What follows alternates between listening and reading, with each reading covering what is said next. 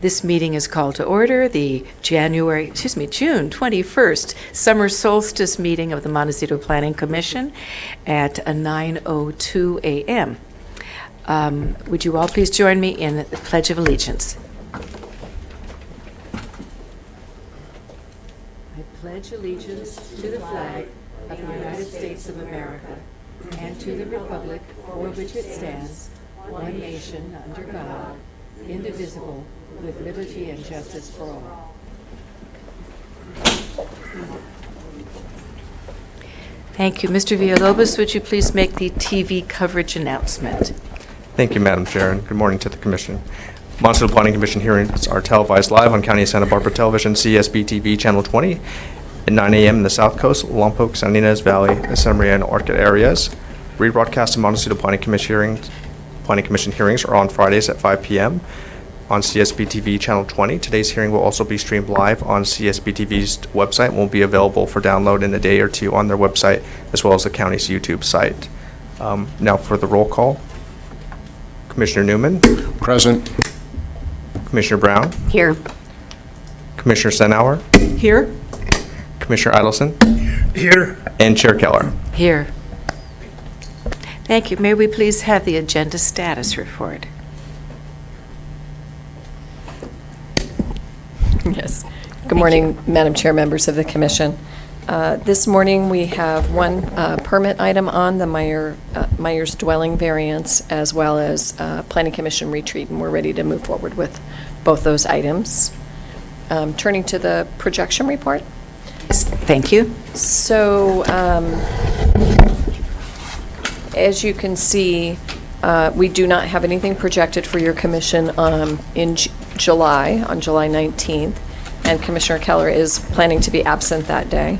We also have nothing projected for August 16th, and I have checked with staff to see if there are any items that need to be heard on either July or August, and there are not. So your commission may entertain canceling both those meetings if you would like, and have a little bit of a summer break. You had a hard first part of the year, so it's probably well earned. In September, we are planning on bringing the Montecito architectural guidelines and development standards to your commission, so something to look forward to, and I'm sure we'll have some permit items by then as well. Very good. Thank you. So, Madam Chair, you may want to have a discussion with the Commission about that. I think I will poll the commissioners to see how they feel about the two meetings being canceled. Commissioner Brown, you have a comment? I was just going to say I would suggest that we do eliminate both of those meetings so that we can do that now and have the full summer free. Thank you. Does anyone else have any input? I concur. Is this something we need to vote on, or is it just, okay, then? Make that a motion, please, that we would eliminate the July and August meeting of the Montecito Planning Commission and re-adjourn in September. Second. Thank you. All in favor, please signify by saying aye. Aye. Aye. Opposed? Thank you very much. We are unanimous in our desire for a long vacation. Thank you. And I also had a couple of questions for Ms. Black. Certainly. Ms. Black, I was interested in a couple of things, and perhaps I'm not sure this is Dr. Russell or you, but I noticed at the Board of Supervisors that they did approve $850,000 for a Public Works roundabout feasibility study at San Ysidro Road and at Olive Mill. And given the budgetary constraints of the Board of Supervisors, I was A, shocked, and B, I was very surprised that we didn't have any input on that. So we had a hearing back in probably a year and a half ago with the city, and there were only tepid support from the commission to go that direction. So I was surprised to see that adopted by the Board of Supervisors. Madam Chair and Yes, I think you had some comments on that, Ms. Black. Yes, and Commissioner Brown. First of all, it's not typical for the Montecito Planning Commission to have input on contracts that the board lets with Public Works to explore freeway projects. But I do want to remind the commission that we were going to do a briefing earlier this year on the 101 project, and in particular the San Ysidro potential improvements. And we postponed and postponed because your commission was very busy, and then decided to just postpone longer. So we didn't really have an opportunity to brief the commission. In terms of the money, the good news is it's not county money. So I think that's important for everybody to know. It's actually federal dollars that are being repurposed from a project that didn't move forward for a congestion project. And so those federal dollars are being repurposed to do these feasibility studies for the roundabouts. So Very I hope good, that thank at you. least answers the dollars part. And Thank you, it does. And the only comment that I would make is, I understand normally we don't have jurisdiction over, the 101 and general regional transportation. On this particular case, we did have a hearing at the city, in joint with the City Planning Commission, and it was just seemed to be contrary from where our position was at that point. So that's all I would say, is if Public Works is going to change direction after taking after listening to our comments, it would be nice to have an update on that. So that's my, Madam Chair, I just want to assure the Planning Commission that this is a study at this point. There's not a commitment to necessarily move forward with the project, but it's a study to determine whether or not this is in fact an appropriate solution and a solution that should be executed with the 101. my experience project. is, once they do these kinds of studies, they seem to move forward from there. My second question would be to you about the Miramar. Is there any update on that? I understand there was some substantial conformity changes. And if that's not appropriate for today, I would be willing to put that on an agenda. I just think they're at a point where they're a year out now from opening, and I'm getting a lot of questions. Sure. Madam Chair, there was a fairly minor substantial conformity determination, as it's pretty common for projects of this size. As construction commences, there are adjustments that are made in the project plans. This one was for a number of very small things. I think the most perhaps obvious one is vestibules at the oceanfront project, and I had to ask somebody what a vestibule was. So if you don't know, I will tell you. It's basically a covered porch over a front door. So they determined that would help with sound, because that's on the frontage facing the railroad. So there was a few minor changes like that. And if you would like, we could agendize a little bit further briefing as to the progress of the Miramar project at the September meeting.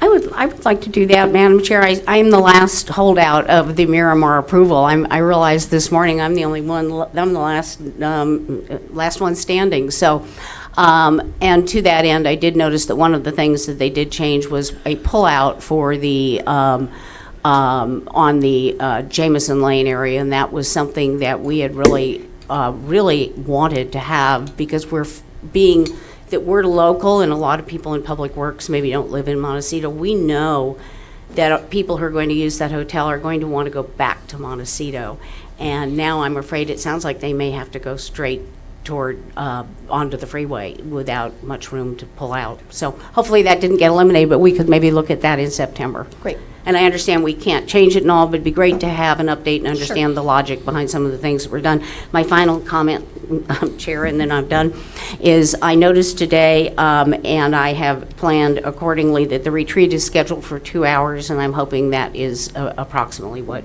the time frame will be. That's completely at the pleasure of the Completely up commission. to us. Good, well, I hope, is that what you're planning essentially? That's the plan, Great, yes. thank you very much. Thank you. Commissioner Senauer? Yeah, a couple questions related to Commissioner Brown's query. On the roundabout, the study at Olive Mill, I understand the funding for the study. Is there any funding secured for implementation at this point? Madam Chair and Commissioner Senauer, no. Okay. The second is about substantial conformity determinations. Is the commission apprised formally, or is this of various determinations as they come up, or is this simply we get a call or we follow as we can? There is no formal pathway to give a heads up to the commission that NSCD has been executed. Thank you. Madam Chair and Commissioner Senauer, No, there's no formal notification, but we can talk about this a little bit more when we talk about your retreat, because one of the items that we are going to address is substantial conformities, amendments, and revisions, so the commission kind of knows how projects can change. So we Thank can you. talk about it a little bit more. I was just going to say, it's my understanding that a presentation was made to the Montecito Association for informational purposes, and if there's any way to encourage these applicants to come before us for informational purposes, that would be greatly appreciated. I don't know if that can be made part of the process, and we can discuss it further, but it's awkward for us not to have the same information that our homeowners association has, so thank you. Commissioner Newman. Given the community interest and the importance of the 101, I'm wondering whether we could add that as an update item to the September agenda. At one time, it was on our projection for those purposes, and I think having an update and maybe getting a little bit more detail than just 30,000 feet would be advisable. So if Madam Chair agrees and the interest is there, I'm hoping we might do that. Well, there were only two of us at that meeting a year and a half ago, and a lot of information was imparted, and I think it would be very good if the other commissioners and we could get up to speed. So if we have room on the September agenda, I would support that as well. Okay. We'll look into that. I think when we planned to do it before, we wanted to have somebody from Public Works, Matt Daubertine, presumably, somebody from SBCAG, and perhaps somebody from Caltrans here. And so that's a little bit tricky to get all three representatives here, but we'll try for September. If that doesn't work, we'll try for October. Thank you. And I know we postponed you twice and put you in it, made it very difficult, and we apologize for that. So if you can attempt to pull it together again, Sure. we'd be very grateful. Well, Commissioner Brown? The only thing I would say, Madam Chair, is I think it's really interesting, that this project, that we be updated. On the other hand, if we have a large agenda I think it's really hard for us to be here a long time and have that. So I'd like you to have the flexibility to be able to determine what's too much. And I think that's why it got pulled off. So I don't want to make it set in stone, not knowing because we may have other larger projects. I would like to leave it to Ms. Black's discretion. I'm sure she can balance things out for us. And indeed, it was because we had such full agendas that we did have to postpone it in the past. So I'll monitor the agendas, but it is a bit tricky because I'm dealing with lots of people's schedules. And if I do this too many more times, I'm afraid I'm going to have a hard time. I'm really wondering, I think at the time there was some work in the city coming out at is it Las Positas, where am I talking about, down there by the cemetery? They'll kill me. I can't remember the name of the street. But anyway, I think they've already had a public charrette on that, and so we really probably don't need that information from the city side as much as we did prior to that meeting. Frankly, if we just had Matt Daubertine, I don't think there's much movement. I know there's no movement on the 101. If anybody's been there this summer, it's very stalled. But I think that, maybe we could just have our own public works people instead of having such a large breadth of a study. What do you think, Madam Chair? I would like to just bring all the commission up to the same level of information. So I would appreciate it if Ms. Black would use her discretion to determine what information we need. Great. Thank you. Thank you. If there are no further comments, I'd like to ask for public comment for items not on the agenda.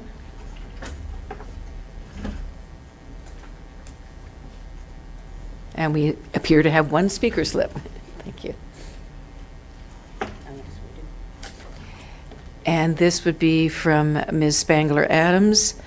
And please come forward. You have 3 minutes. Good morning, officials. Thank you for your service, and I'm glad to hear we're not backlogged, because I think there are pressing issues that demand your attention, and they'll demand them before September 15th, when all bills pass in Sacramento to become effective in January 2018. One that I'd like to call to your attention, which may please you but does not please me, is the pending bill that's in its third reading in Sacramento, AB 352, which allows efficiency units of 150 square feet, so think Airstreams, to be added to anyone's parcel.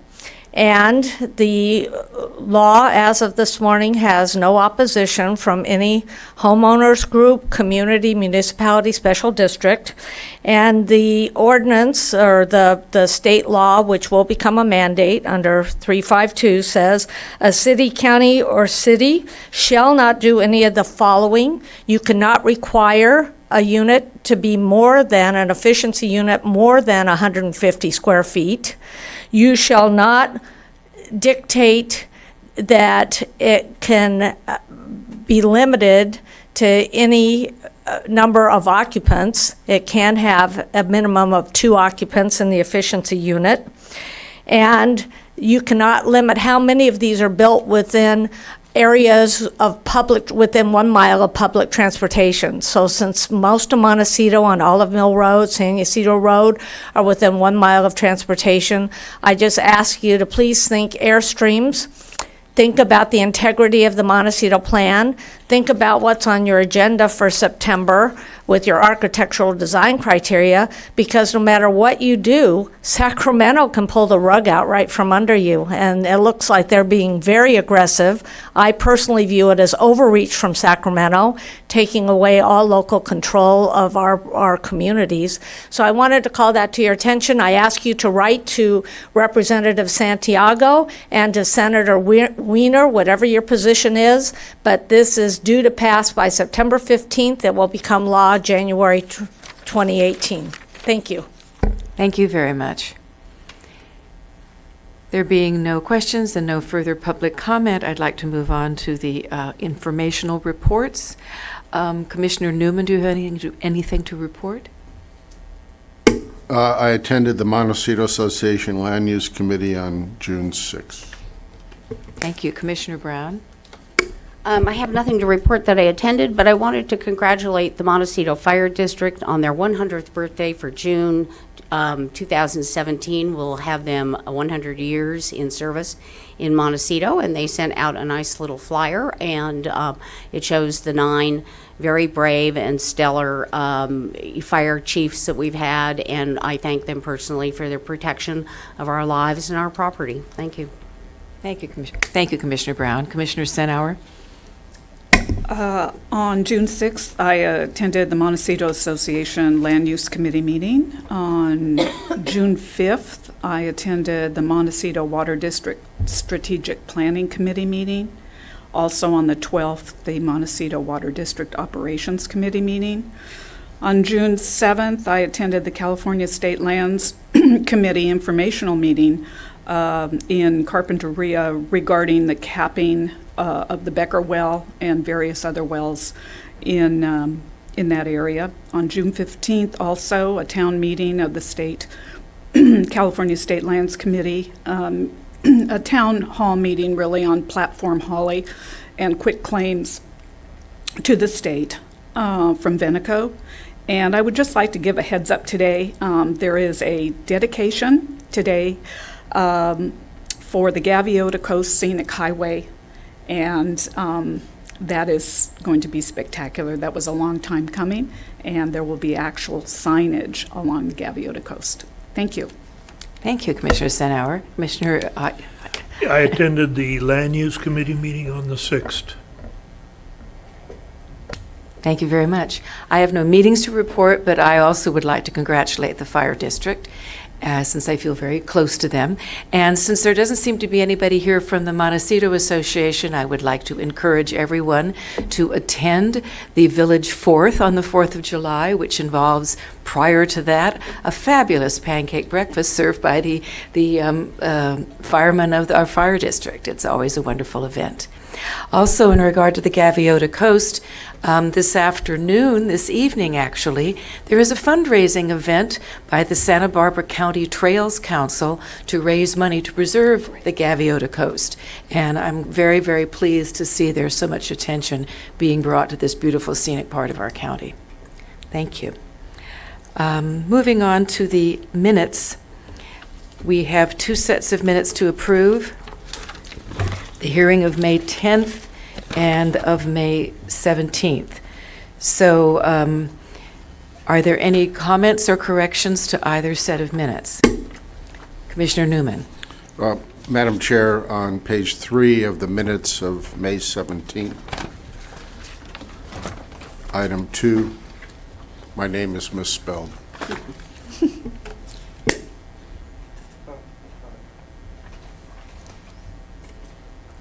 Thank you for catching that. Any other corrections or comments? Just on the May 10th, I was not in attendance, and on the May 17th, I had recused myself on the one item. Yes, well, you're We not. should refer to that. In Right. Well, I don't think you were a commissioner on May 10th, Yeah, that's what I'm saying, I can't vote on it. so there's no mention of you on May 10th. And on May 17th, when you were appointed, which element did you recuse yourself from? It says right there on the, you find it? Oh, I see, yes, so it is included, so Okay. that there are no corrections then. Okay, thank you. Any other corrections or comments? Commissioner Stenhour? Oh, you have your light on. Oh. Thank you. All right, then, do we need to approve these individually? Yes. All right, then a motion to approve the minutes of May 10th. I move that the minutes of May 10th be approved. A as- second? There was no correction on May 10th, correct? Okay, all in favor, say aye. Aye. Any opposed? Any abstentions? Abstain.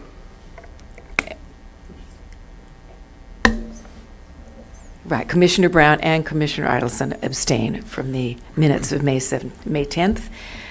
For the minutes of May 17th, a motion to approve. Thank you, Commissioner Brown. I would move the motion, to approve the motion as corrected with the spelling of Mr. Newman's name. in Thank item you. 2. And a second? Second. Thank you very much. All those in favor? Aye. Aye. An abstention on that one item. I see. I don't think you can abstain on one item. How does that work, please?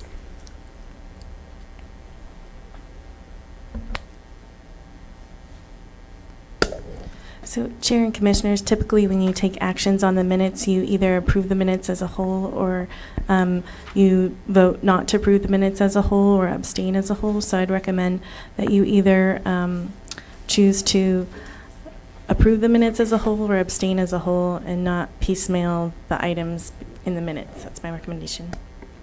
Thank you, Ms. Hartley.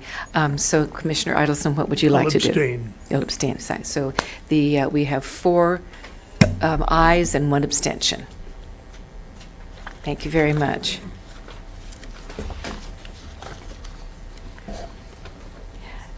We're now ready for the director's report, if you please. Good morning, Madam Chair, Commissioners. It's a pleasure to be here. Since your last Montecito Planning Commission hearing of May 17th, there have been a few hearings with some things of interest. I'll start with June 6th, which had a couple of very interesting items. First of all, we went back to the board for short-term rental guidance. We had gone to the board last November with the Planning Commission's recommendation, and the board did not particularly like it. And so they asked us a whole series of questions and said, bring back the answers. In the interim, we got a couple of new board members, and so this was really the first opportunity for effectively a new board to give us direction. And what we hoped for was some clear direction, and we got it. And so here, let's see if I can get this right, and if I forget something, somebody else can chime in. So they talked about short-term rentals, homestays, farm stays, development standards, and that's, okay. So for short-term rentals, which is a whole house rental, what they did was they banned them in all zones except for commercial and mixed use.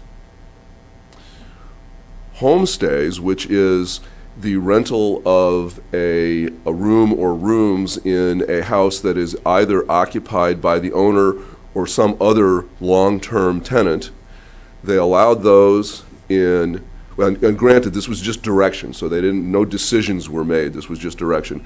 So when I say they allowed, I'm just saying that only in the sense of direction. They allowed those in all residential zones and in Ag 1.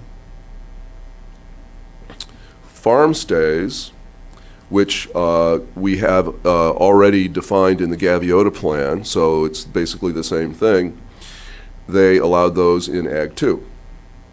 And then for development standards, they did not have a robust discussion of all the potential development standards, but a few comments were made, such as you should limit the number of occupants per bedroom, you should limit the number of visitors, what else? Anything else of consequence?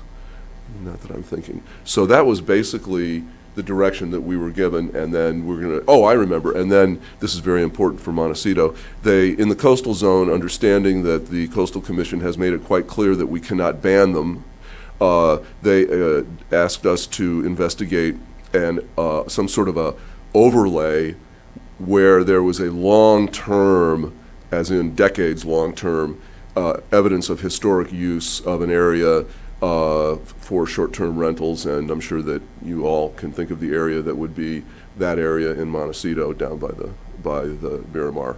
So we're investigating all those things, and we'll be bringing them back in the fall to the board.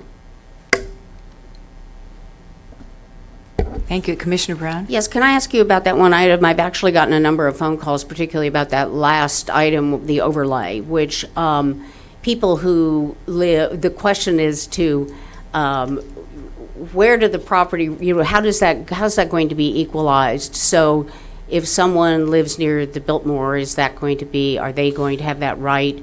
If someone then lives 2 blocks away from the Biltmore, would they have that right? Where, we had that discussion when we had the hearing here, so I'm wondering if it can come back for a hearing here. I think there's interest in that particular overlay, and I foresee it being punitive to people who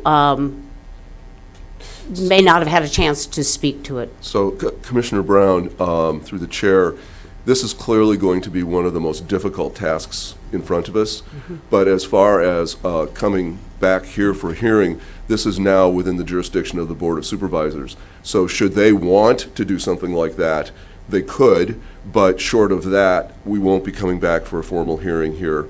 And I could ask if, and so that's I think the circumstance. But so it's up to the board if they wanted further input on that issue. And so if people commission. have concerns, they could contact their supervisor. Would that be the appropriate path at this point? I believe that yes, and also staff to make sure that they are in the loop with staff and are fully getting all the information that they would get when we give information out. If they're on our interested parties list, they'll hear these things, and so if they're not on that list, they should do so.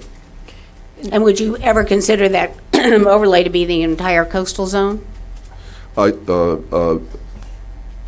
Commissioner Brown, I think that's highly unlikely, but I can't say, well, this is where it's going to be. We don't know right now. Okay. But I would say, in answer to your question, that is highly unlikely.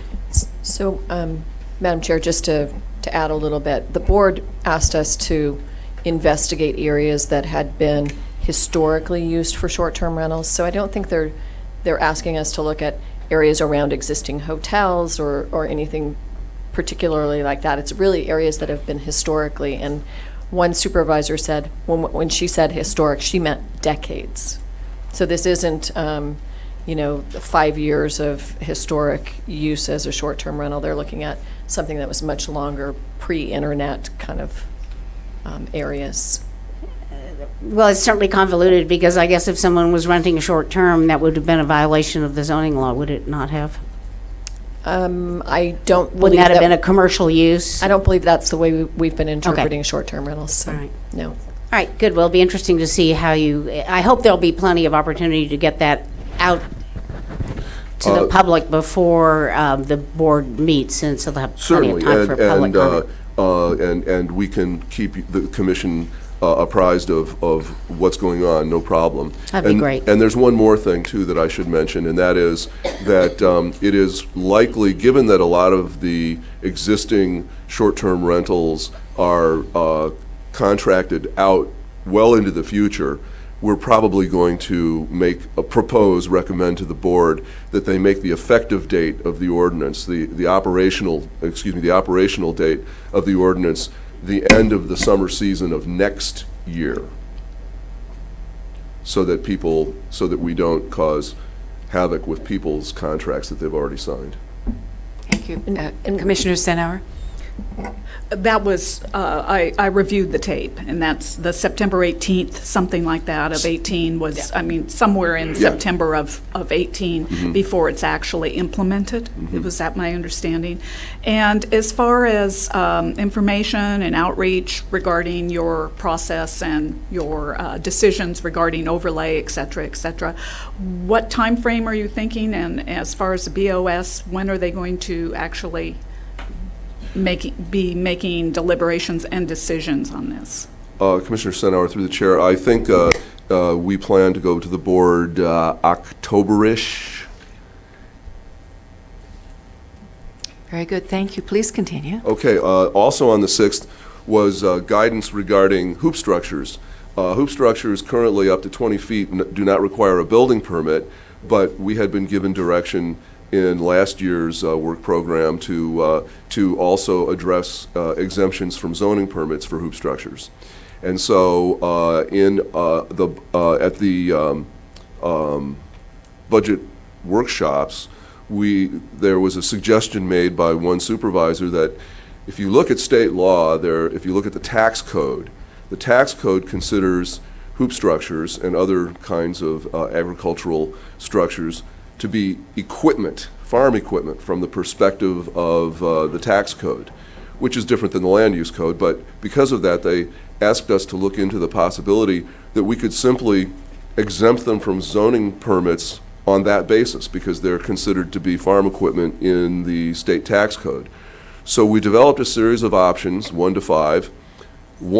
Option 1 being that I simply issue a director's determination to that effect, that these things don't require zoning permits because they're farm equipment. It's a little bit of an unusual use of a director's determination. And then options 2 through 5 were various intensities of actually amending the LUDC definitions and so forth to make it explicitly clear that the hoop structures were exempt from permits. That was the latter, that is, amending the zoning ordinance itself, was what our project had been defined as. And so we took that back to the board on the 6th, and they said, do the director's determination. So I did, and we are currently in the appeal period for that director's determination, and we will see where that goes. I don't know where that's going to end up. On the week of 6/14, we had budget hearings, and there was really not too much going on for us, because we were not one of the departments that was facing some service level reductions.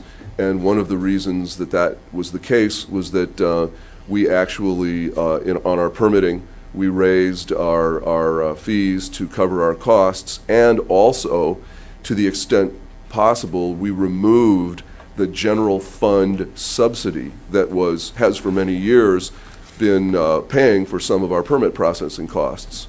We couldn't remove it all because of things like appeals and so forth, but we did remove quite a bit of it, and so that gave us a little bit of extra general fund to be able to make up for the shortfall for next year.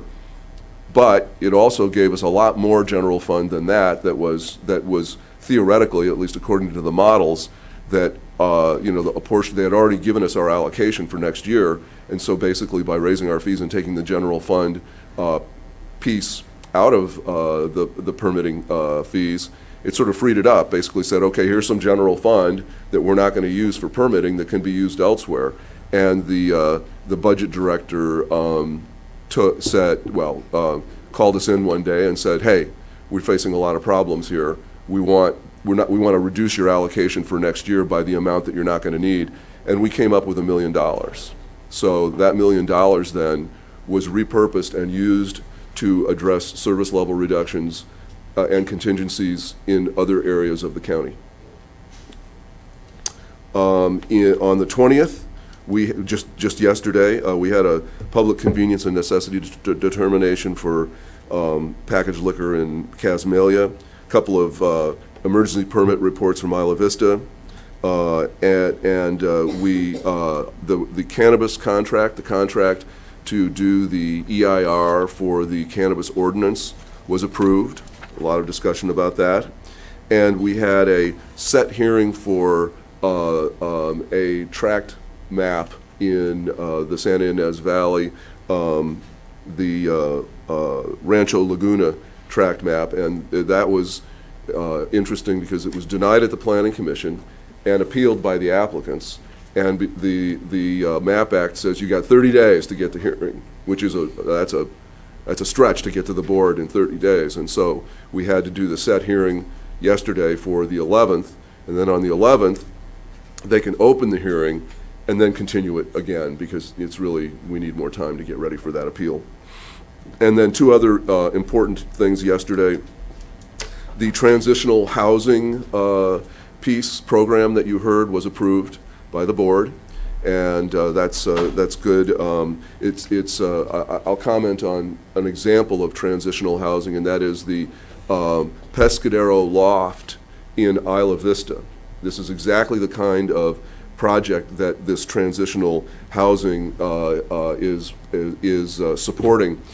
So we've allowed it in the past. Now we're just making it clear with some additional definitions and making it more directly in alignment with state law. Well, Pescadero Lofts was for the to address the homeless in IV. And they have about 40 rooms.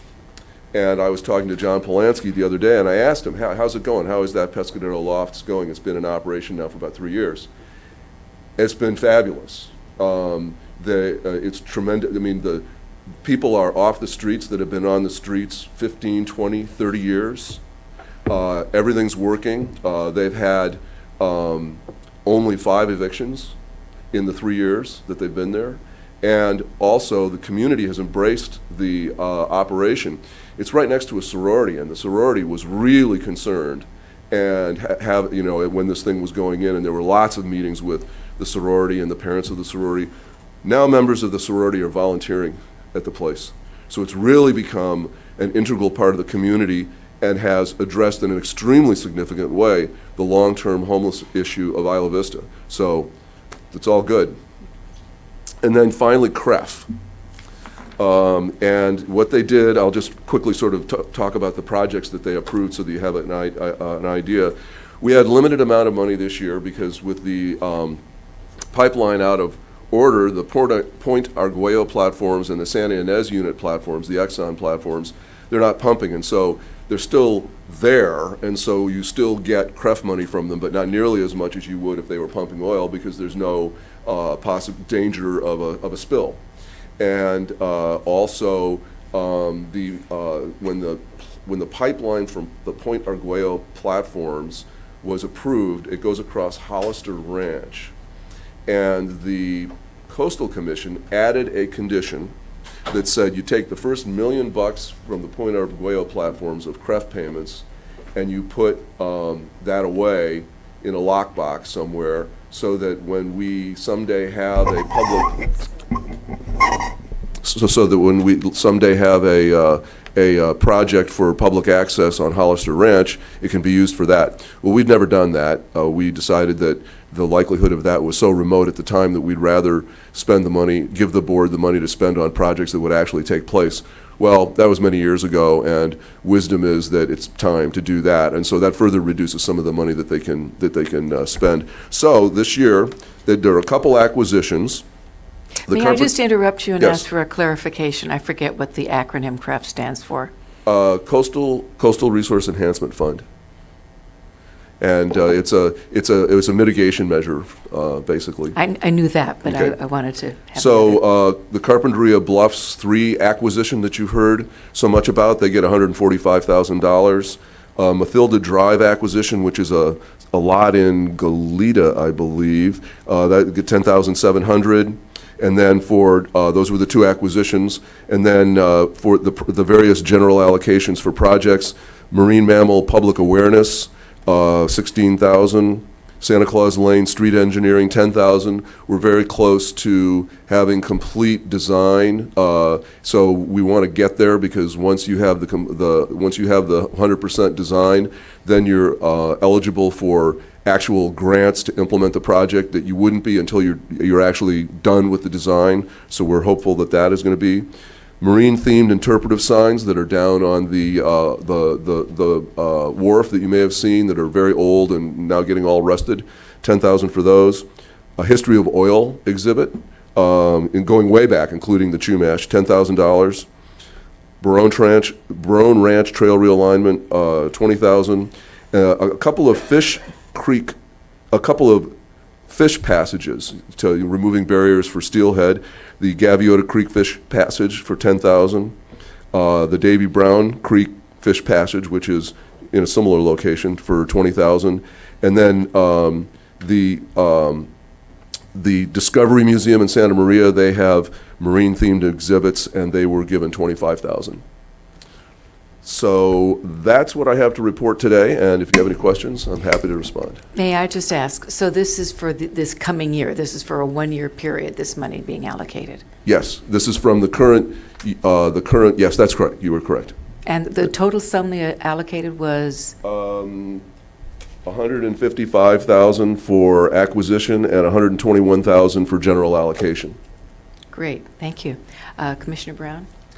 Yes, I have a couple of questions. First of all, I want to thank the P&D family for their generosity and in giving back some of that funding to the general fund, because there was quite a bit of need.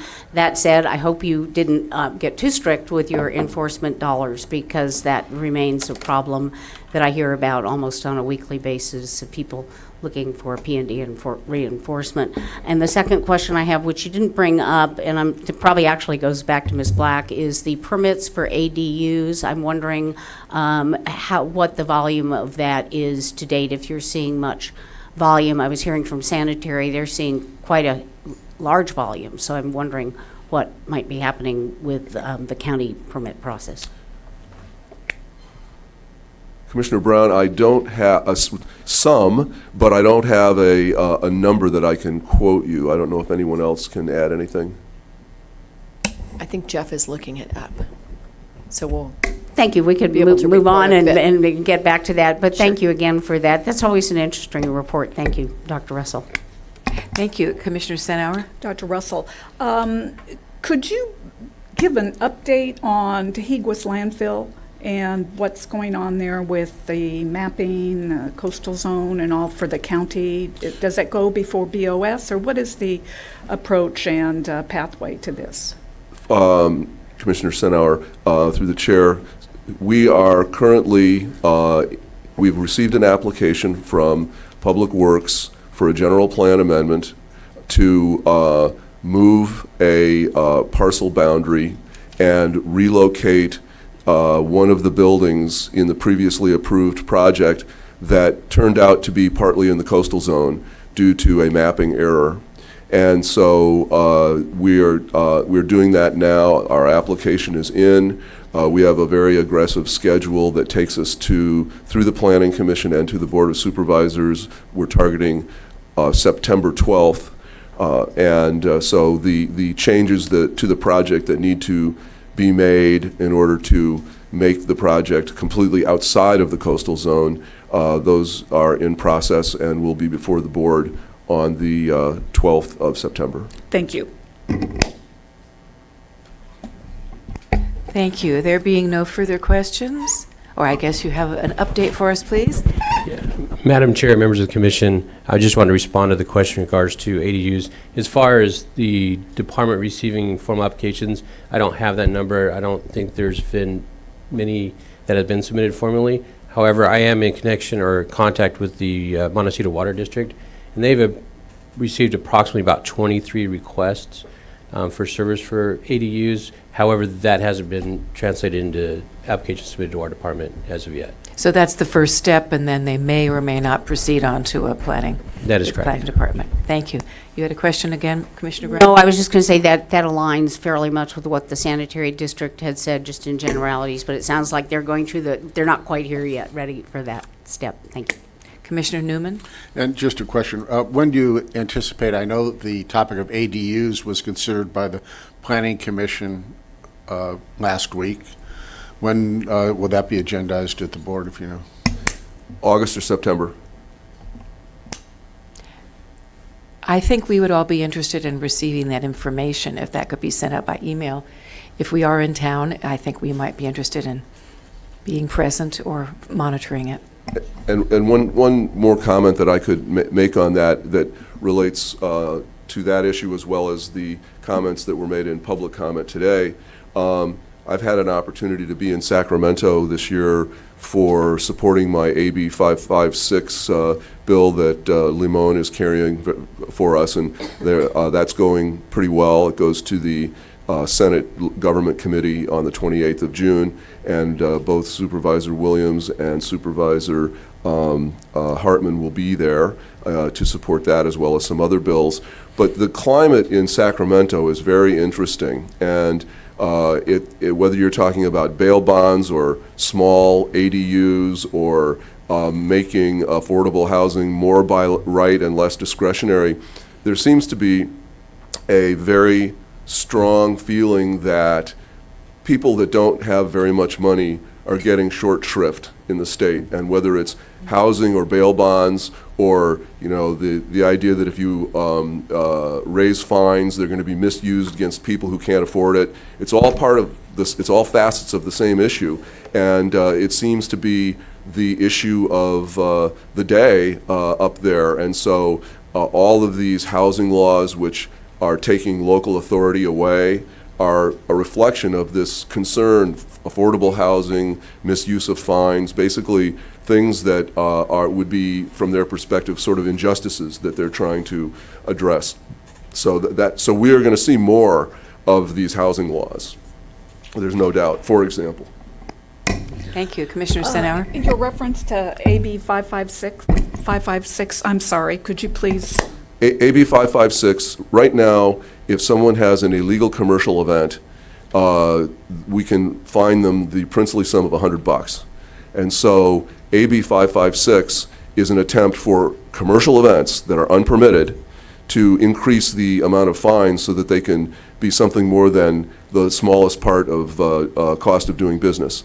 And it's in process, and I think we're going to get something better than what we currently have, but it may not be everything that I want. You had indicated last month that there was a resistance to imposing larger fines.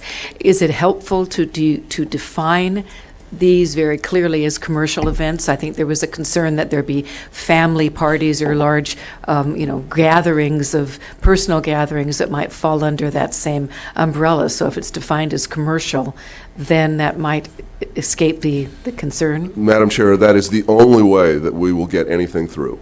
Another Ridley Thomas, another assemblyman, he actually took the fine codes, the fines that currently exist, and just tried to raise them. Just inserted higher numbers instead of 100, 200, and 500. He just put higher numbers in there. Not only was he not successful, but they wanted to lower them. Understood. Thank you very much. Thank you.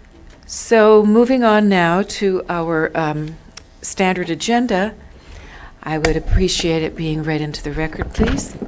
Yes, thank you, Madam Chair. The following is a hearing on the request of Terry Malinowski, agent for the owner, Mary Elizabeth Myers, to consider case number 16 VAR 3, application filed on October 7, 2016, and to determine the project is exempt from CEQA pursuant to sections 15302 and 15305A of the state guidelines for implementation of the California Environmental Quality Act. Thank you very much. Do we have any ex parte or site visit disclosure to report? Commissioner Newman? I drove by the property and walked along the path by East Valley yesterday. Thank you, Commissioner. Commissioner Brown? I had a telephone conversation with Callum DeForest of the Pearl Chase Preservation Committee. Thank you. Commissioner Senauer? Yes, I did a site visit with the agent on this past Friday and reviewed the property easements, et cetera, et cetera. I also have photographs of story poles that BAR put up in November of 2016. Thank you. Commissioner Idelson? I drove by the property. Thank you. And I visited the property and walked through the property myself. Commissioner Brown? Yes, I hear Ms. Senauer had some photos of the story poles, so if those need to be made available to the commission, is that possible during the hearing? I have not seen those, so.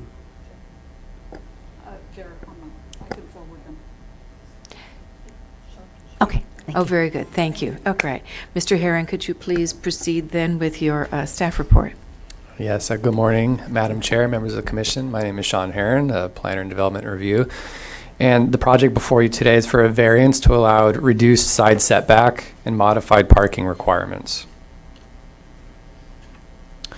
The subject property is located at 1225 East Valley Road.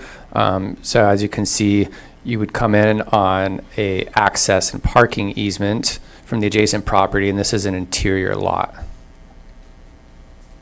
I wanted to make that clear just because I know some calls from the public, it wasn't clear to them that this is actually two separate legal lots on the property. So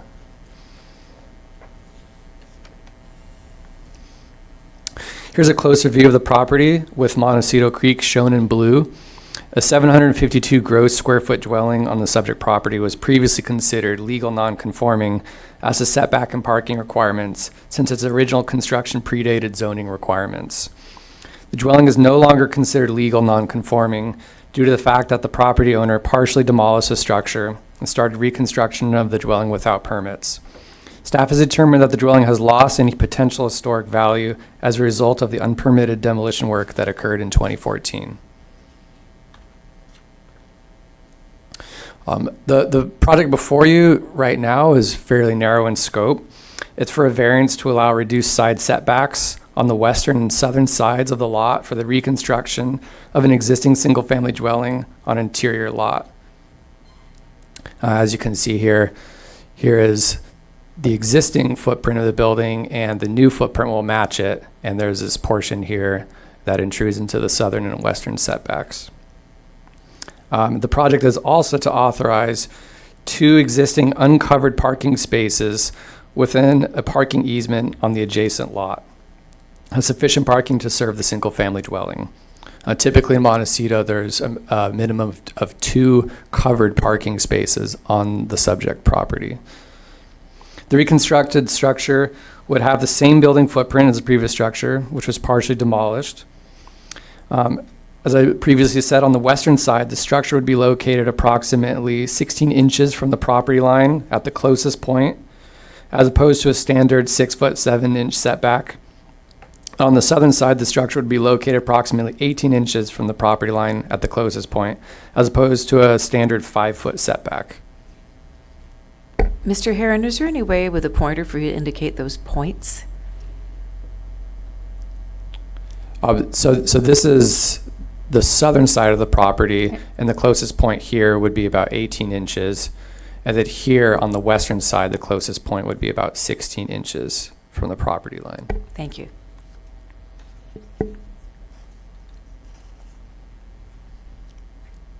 Although the subject property is zoned 2E1, which is a 2-acre minimum lot size, it is legal non-conforming as to size since it is 0.08 acres and is significantly smaller than surrounding properties in the same zone district. In addition to the lot's small size, property line setbacks and required setback from the adjacent creek. So as you can see, I've superimposed the side setbacks, and the shaded portion is the area within the creek setback. Those would cause additional restrictions by further limiting areas on the property that may be developed or used for required parking. If property line and the 50-foot top of bank creek setback restrictions established by the Montecito Land Use Development Code were strictly applied, approximately 51 square feet of developable space would remain, shown here in the triangle, which would effectively preclude any development on the subject property. Thus, the property would be deprived of privileges enjoyed by other properties in the vicinity and under identical zoning. As such, a variance is necessary to authorize rebuilding the dwelling within portions of the side setback and to reduce the amount of required parking for the site.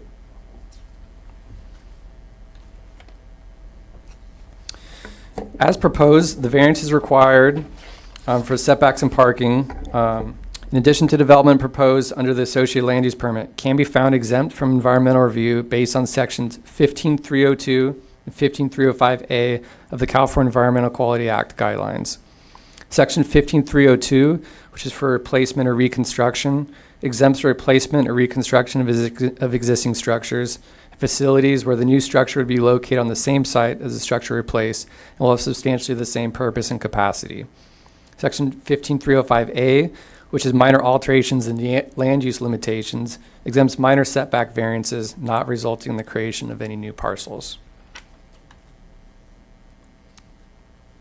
Approval of the variance would be consistent with the intent and purpose of the zone district, since the variance is necessary to allow the reconstruction of a single-family dwelling.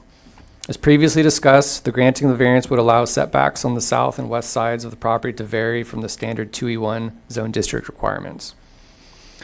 The subject property is also located entirely within designated environmentally sensitive habitat, which has its own setback requirements and restrictions for development. However, I would like to point out that with approval of the variance, that actually allows the structure itself to be pushed further away from the creek. So without the variance to the western side setback, the whole structure would essentially be forced to be moved eastward towards the creek. Could I ask a question? How much further eastward? So, Madam Chair, members of the commission, right now, it is at its closest point 16 inches from the side setback. If the side setback were strictly applied, that setback is 6 feet 7 inches. So it would need to be moved about close to 6 feet eastward towards the creek. Per Table 3.4 in the Montecito Land Use and Development Code, 2 covered parking spaces and 1 uncovered parking space are required for single-family dwellings in the 2E1 zone district. The Montecito Land Use and Development Code allows modifications to parking requirements with approval of a variance. Therefore, the 2 existing uncovered parking spaces on the adjacent lot that have historically provided parking for the single-family dwelling may be authorized as sufficient parking with approval of the variance. Therefore, the project is consistent with the comprehensive plan, including the Montecito Community Plan, and all zoning requirements of the Montecito Land Use and Development Code with approval of a variance. Staff recommends your commission make the required findings for approval, determine the project is exempt from CEQA, and conditionally approve the project subject to the conditions of approval. That concludes my presentation, and staff is available to answer any questions. Thank you very much. I think there are some questions. Commissioner Brown? Yes, I have a number of questions. I'd like to start with the parking variance. Why could those not be covered parking spaces? Madam Chair, members of the commission, go to this extra slide here that clearly depicts the parking schematic of the area. So as you can see here, this is the footprint of the existing and proposed structure. And if we were to require 2 covered parking spaces, that covered parking space would have to take place somewhere in this area. And as we were previously discussing, due to the setback requirements, the side setbacks encompass this area here, and this entire area is already within the required 50-foot top of bank setback. The 50-foot top of bank starts here and extends all the way to about this area here. So it would be very difficult not only to fit to fit a structure in there that could accommodate 2 cars, But in addition, this area up here would also, this parking area up here would also need to be revised for the cars that drive in here. In addition to the cars squeezing in here between the top of bank and this existing structure on the neighbor's property, we have concerns about essentially increasing the amount of development adjacent to the creek. So I'm not sure I completely understand. There's no parking on this particular lot. Is that what you're saying? Madam Chair, members of the commission, that is correct. And currently, they use this off-site parking that's on someone else's property. Is that correct? Yes, that is correct, and that is formalized through a parking easement agreement. Okay, so it can't be withdrawn in the future ever? Yes, that is correct. All right. And do the neighbors next door have any concerns about the, in the neighboring property, about the 16-inch setbacks? Have they voiced any concern about that? I saw nothing in the record. Madam Chair, members of the commission, since this project was reassigned to me, I would estimate approximately maybe 9 months ago. I haven't got a single call from any of the neighbors in this immediate area. That being said, I know from case notes that neighbors had contacted the previous planner, but from what I can tell, all those contacts had to do with issues about these oak trees and nothing about the actual setback encroachment. And I'll get to the oak trees in a minute. So just to, again, to finish my part again, I'm sorry I jumped away, but in your presentation, you said the two did you say there would be two stacked parking on the site or not? There will be no parking on site. Madam Nope. Chair, members of the commission, that is correct. There's no parking on the site. There are 2 dedicated parking spaces right here And on so the adjacent property. If they have guests or something, the guests would also use that, those dedicated parking spaces? Madam Chair, members of the commission, that is correct. And I think we'll get to this later, but don't let me forget, I'd like to understand how construction parking will be handling this very unusual site. All right, to my other questions. I have, let's see here, the, on the riparian, on the environmentally sensitive habitat, you're going to be putting in caissons. Will that have any disturbance to the environmental, if there will be grading in there? Will that be in that creek area at all, in that environmentally sensitive habitat?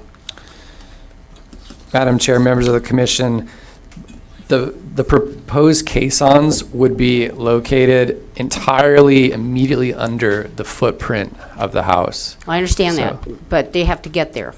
In other words, aren't they going to have to dig to put them in there? And will they be digging in an environmentally sensitive habitat? Madam Chair, members of the commission, this entire area is technically within designated environmentally sensitive habitat. So to answer part of your question, yes, that would take place within environmentally sensitive habitat. However, the work would take place within a disturbed area that's had a structure for over 100 years. And yet our policy says that the environmentally sensitive habitat should be protected or enhanced. It doesn't mention that it should have caissons put in it. Madam Chair. So I'm not sure how we make, I guess my point is I'm not sure how we make that finding. Yeah, Madam Chair, members of the commission, within the environmentally sensitive habitat policies, there is language that says it shall not preclude reasonable development. And so we believe that since this would be replacing existing single-family dwelling on a residentially zoned lot, and they're not proposing any other structures, that would certainly fall under the reasonable development language and therefore be allowed and be consistent with the ESH policies. And so if the structure were limited to 1 story rather than 2, would the caissons still have to be installed? Madam Chair, members of the commission, yes, the answer. So county flood control is the department that is requiring the caissons, and they proposed 3 different options. One would be a complete re-armoring of the creek bank here, which would obviously be more environmentally damaging than the option. The second option would be to install a flood wall in this area set back from the creek, which would stick above grade something about 1 foot, but would go below grade all the way below the scour line of the creek. And then option 3 was to install the caissons under the house, which we believe would be the least environmentally harmful option. And so why is option 2 environmentally harmful, the setbacks wall? Madam Chair, members of the commission, digging the wall would be more environmentally degrading because it would essentially be putting development just as deep as the caissons, but it would be closer to the creek bank. So there's options, so there's concerns about it compromising the integrity of the creek bank, and it's also introducing new development in an area that's currently not disturbed. Thank you, I appreciate that. All right, I want to go back just a little bit. So today, we're here for a variance and we don't do land use permits for the interior section of Montecito, is that correct? That's done on a staff level. There's a number of issues here that I see that I think really deserve a land use hearing. Is there any way for the commission to request to not have a director's determination? Madam Chair, members of the commission, no, there really isn't, absent an appeal.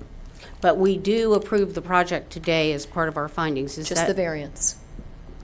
just the variance? I Just thought the the final variance. thing that we were asked to do was to approve the project, so maybe No. I missed. The variance is the project. Oh, the variance is the project, all right, thank you very much.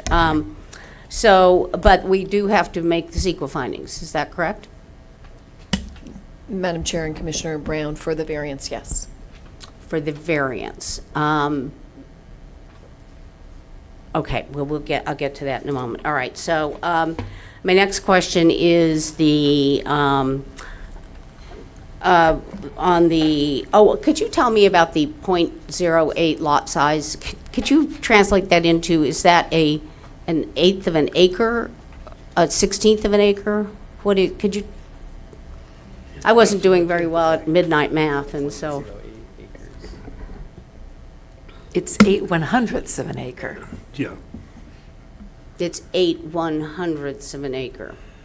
which Could you give that to us in feet? I can give it to you. Here, Dan. Oh, good, Commissioner Idelson, he can give it to us in feet. It's 80% of a tenth of an acre. Well, then how many feet is that? It's about 3,200 feet, I think. I read somewhere. Is that correct? Madam Chair, members of the commission, it's about 3,400. Square feet. Right. Correct. Thank you. Okay, so it's a very small lot. And the reason I ask that is because in your staff report, you're comparing the privilege to many of the lots that surround it that are way bigger. So it would seem to me that might be fair to have a small house on a small lot. Is there some lack of logic to that? Madam Chair, members of the commission, we do believe that the size of the house is small and has been taken into account, and a lot of that is based on the last MBAR hearing, where the majority of MBAR members were very favorable to the design of the house, and they are certainly looking at size, bulk, and scale of every project that comes before them.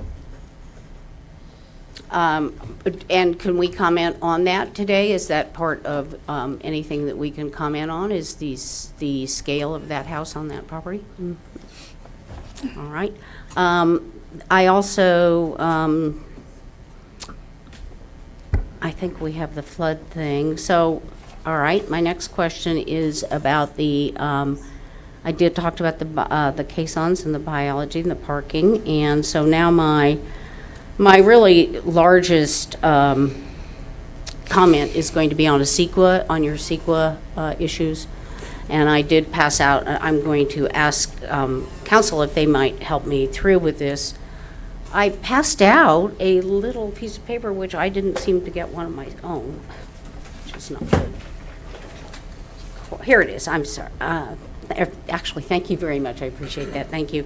So in the CEQA guidelines, when you're doing your CEQA checklist, it asks on item 1, it says, does it cause a substantial adverse change in the significant historic resource as defined, correct?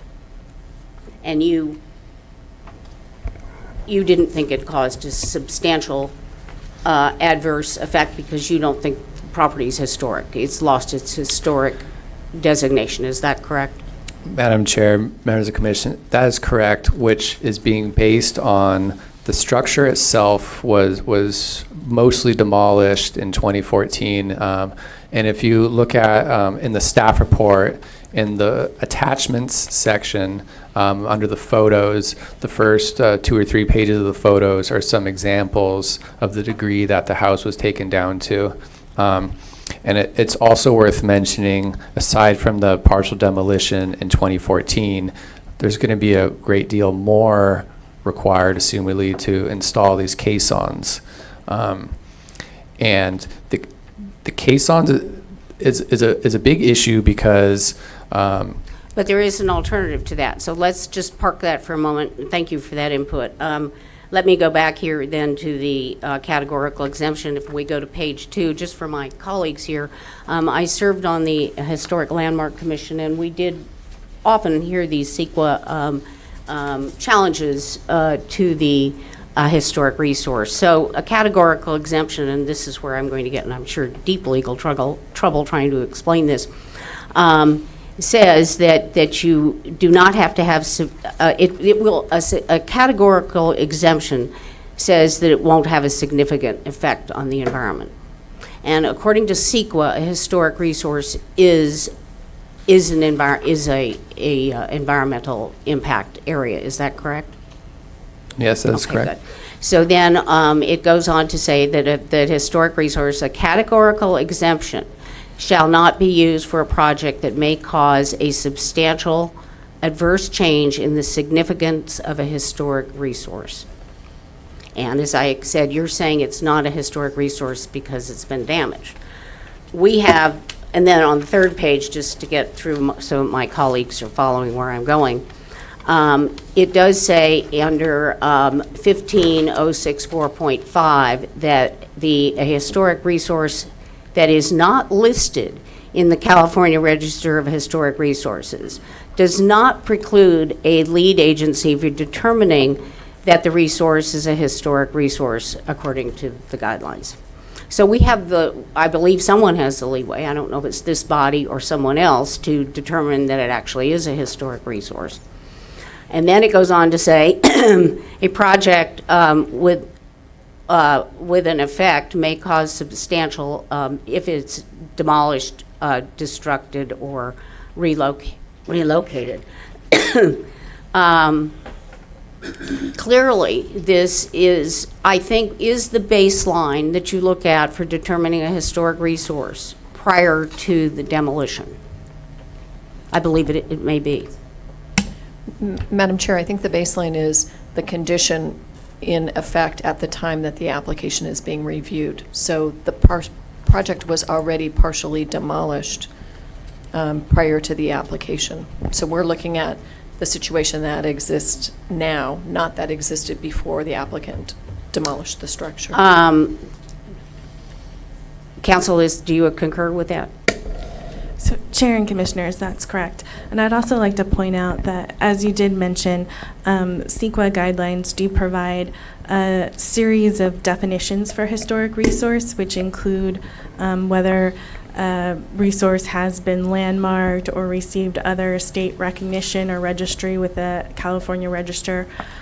However, there is a final category that allows, in this case, your commission to make a determination as to whether a structure would be deemed a historical resource.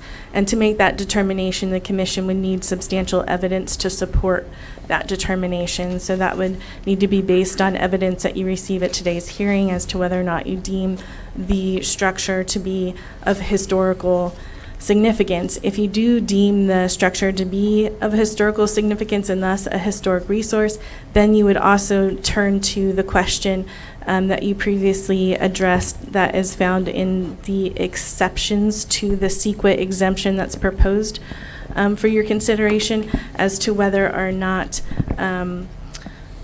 there would be a substantial adverse change in the significance of the historic resource. Thank you very much. I think that's you've said it much more eloquently than I, but that's exactly where, what I would like the commission to consider is to whether this structure, and I wanted to get this in before we go to the applicant. I believe, because- though, we're getting into deliberation at this No, point. I'm just needing you to know why I'm bringing this up at this All point. right, thank you. Because the applicant's going to perhaps need to address that.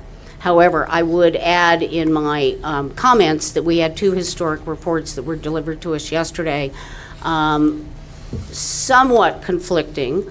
However, I think that one says that this property was one of the most important properties in the Montecito of that period. There is no question about that.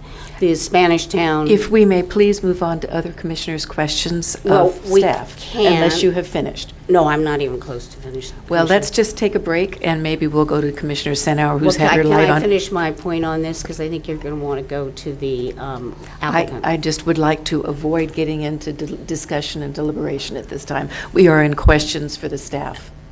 All right, so let me rephrase this. Staff has there are two differing opinions. I'm not sure we have substantial evidence, but how does staff determine these two different conflicting opinions? Madam Chair and members of the commission, I think an extremely poignant and important point to point out is in the original Roy Harthorne report, he makes no mention that at the time he was writing his report, the structure was already partially demolished, which is extremely pertinent to the entire situation. So he makes no mention of that. And even if you look at his attachments and the site photos, he shows the old site photos prior to the demolition.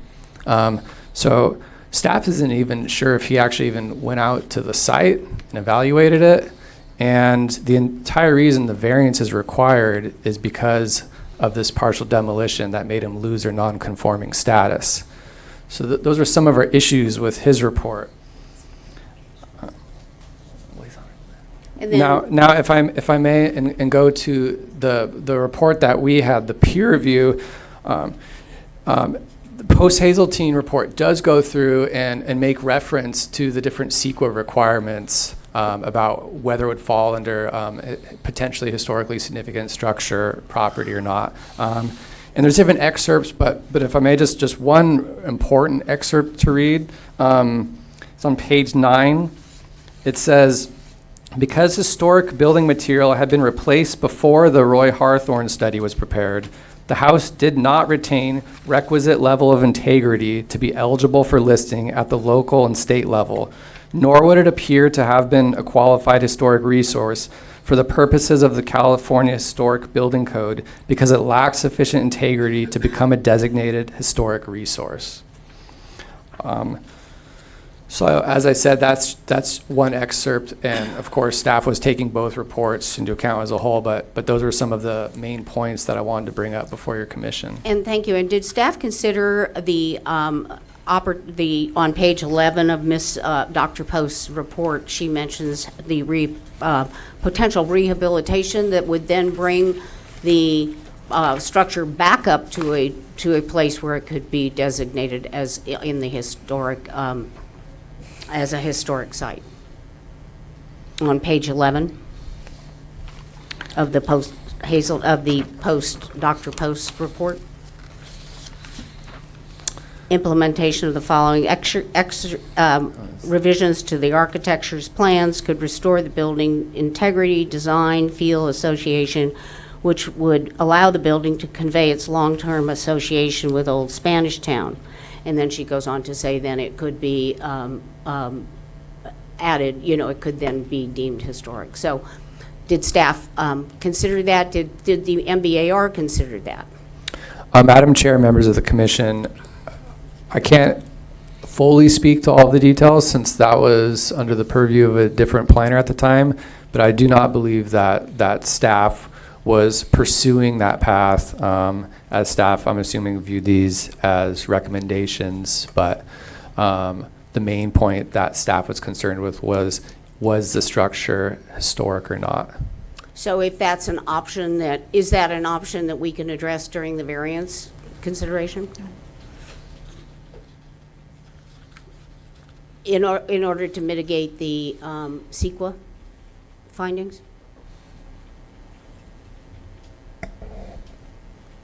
I don't think it should get a categorical exemption is the point.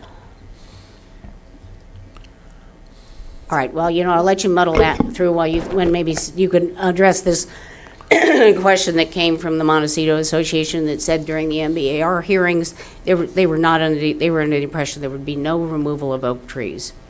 So, and they strongly feel, so could you tell me the history of the oak tree removal and if there's any leeway from the fire department on that? Madam Chair, members of the commission, once again, the majority of that took place under the previously signed planner when it went to MBAR. But I do know with complete certainty that the original fire department condition letter from 2015 always said that the trees needed to be removed. The owner of the adjacent property invited Captain Lauritsen from Montecito Fire out there subsequent to that to see if they could work something out to retain these trees along here on the northern side.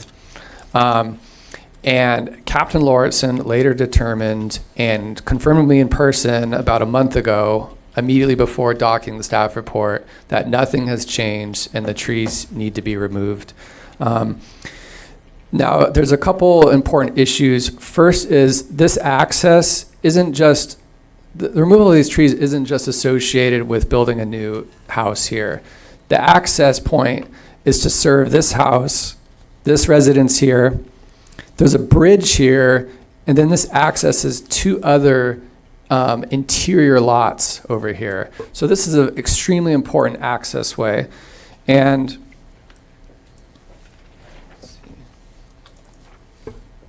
now, if you look at this, this was a photo I took sitting in the car in the driveway facing towards East Valley Road. As you can see here, the trees over time have grown very crooked.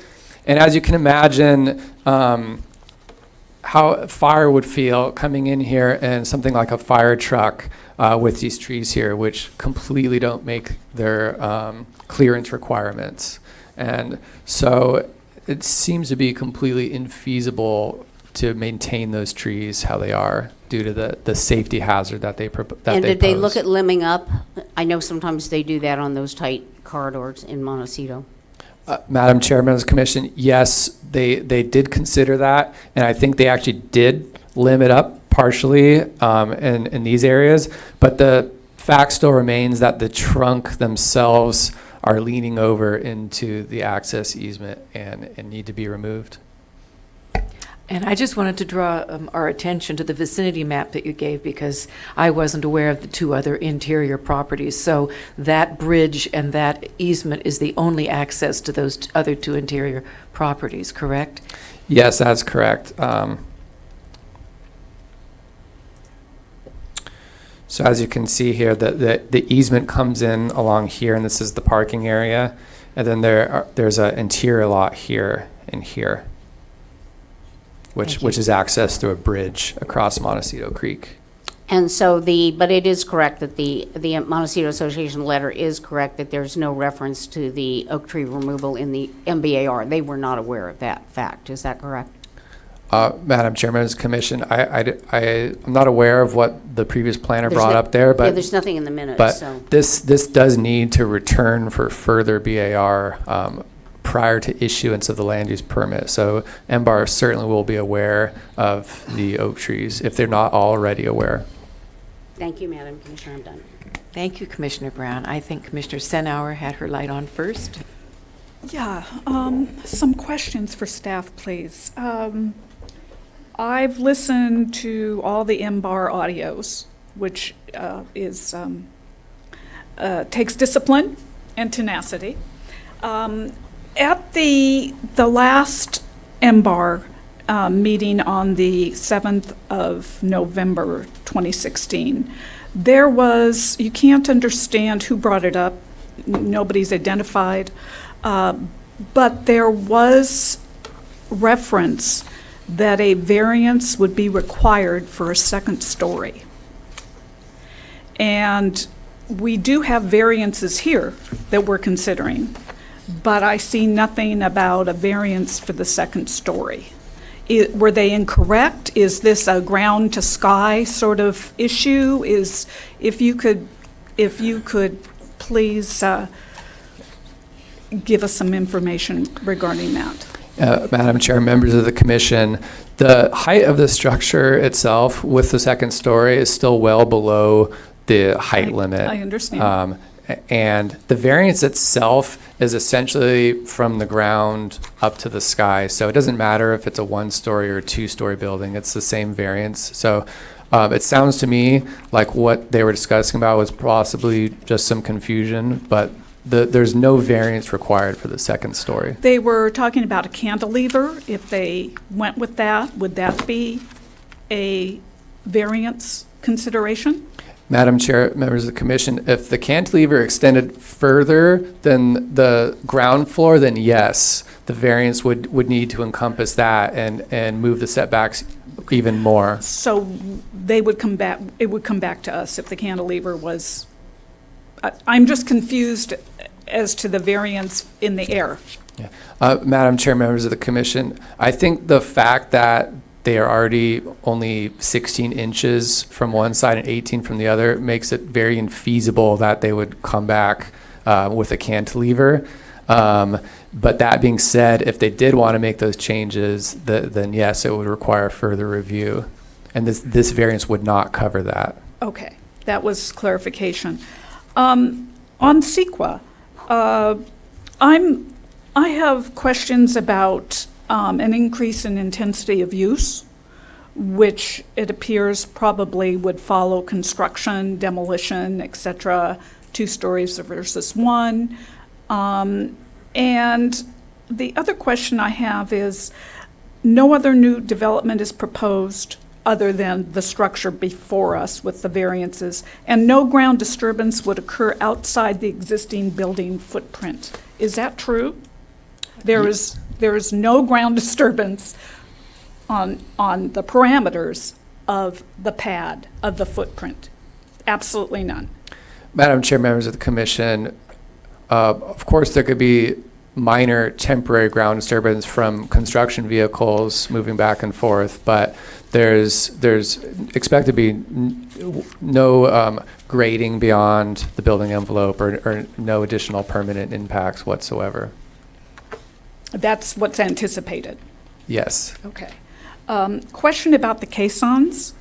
I read the arborist report, and apparently these existing specimen trees, of which there is, I believe, 1 or 2 oaks and 1 sycamore, there is concern about disturbance, root disturbance. And in that for flood, there are different approaches. Are the caissons considered in preserving the specimen trees? Madam Chair, members of the commission, the arborist report had some concerns, but still the main conclusion was that after construction, the trees would remain healthy.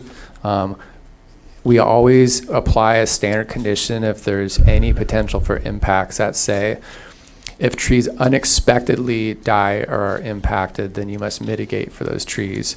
So that's something that would be included with the land use permit, not with the variance. So that's why you didn't see it in the conditions of approval for the variance. But as proposed now, P&D does not have any concerns about there being significant impacts to any of those trees.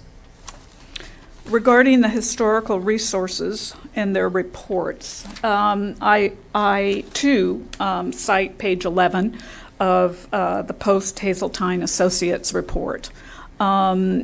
Although regarding how perhaps, number 8, after completion of the approved revisions, which they so state, to the remodeling plan, the completed project shall be evaluated by a county qualified historian to confirm that the rebuilt house is eligible for listing as a County of Santa Barbara place of historical merit.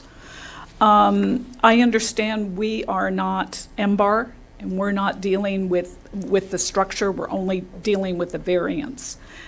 It's a difficult line to sort of walk on. You're between a rock and a hard place here, because without the variance, let me understand, the structure and build cannot go forward, is that correct? Unless it's Yeah. on 51 square feet. Is Yes, that correct? Yes, that is correct. Okay. I have a lot more comments, but perhaps the applicant's presentation. Thank you. Yes, thank you very much. Let's limit this to questions, and I believe Commissioner Newman has some. Thank you, Madam Chair. Couple questions. First, the documentation was unclear, but referring to the Post-Hazelton Associates document, page 1.1, it says the owner has carried out unpermitted alterations. Is that a reference to Mary Elizabeth Myers? Madam Chairman of the Commission, yes, that is correct. Okay. And let me direct your attention to attachment E, included in our packet, which are photographs dated as they appear May 29th of 2014. Were those photographs taken after the applicant acquired the property? Madam Chair, members of the Commission, I believe so, but perhaps that's better to confirm with the applicant when they're up here for a comment. Okay. And then I have a question with respect to the Post-Hazelton Associates report. As I understand it, this was prepared, as it notes, for an enforcement case. We have no responsibilities in that arena, and I'm wondering whether it may be properly considered by us in this proceeding. The legal standard and law is different for enforcement than it is with respect to a variance. So I have a question about that to staff and perhaps to council.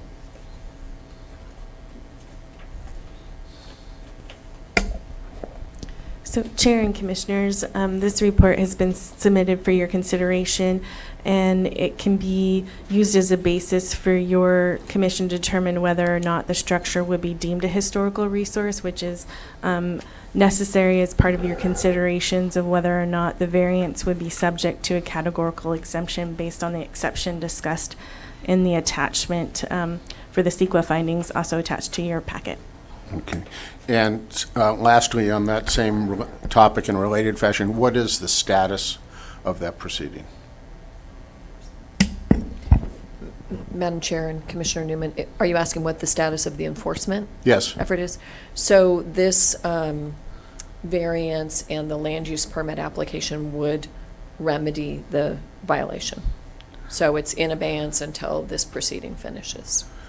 Well, it would remedy it prospectively, but Yes. not retroactively, so to speak. So is there no remedy that would remain in an enforcement arena if we grant this variance? Is, in essence, staff and council advising us that if the property was unpermitted for demolition and a historic asset was partially demolished to the extent that it suggested it loses its historic characteristics, and an enforcement proceeding is commenced, then this variance would make all of that moot and in essence seemingly approve or sanction that? Is that, am I understanding that? So Madam, excuse me, Madam Chair and Commissioner Newman, essentially the way the enforcement process works, and maybe that's the way to answer your question, is when we receive a complaint or become aware of a violation of our code, we issue a notice of violation, and we say there are different ways of remedying a particular situation depending on the facts. And that can be to remove whatever unpermitted work has occurred. In this case, the unpermitted work was actually removal of a structure. So it's a little different situation than most variants or most violations. or attempt and seek a permit for it. And if somebody attempts to seek a permit to do what they began in an unpermitted fashion, then we put that enforcement action in abeyance, allow them to seek the permit, and then if they actually achieve issuance of the permit, then the enforcement case is resolved. So there are costs associated with going through that process, both the enforcement process and obviously the permit process, but it doesn't remedy sort of the underlying issue, and if that's what you're asking. Actually, those were my questions, because it said that the case was opened in May 2014 and it's now on hold. If someone who has been issued a violation chooses to do neither of those two things, is there a third result? Yes. So if an applicant said, I'm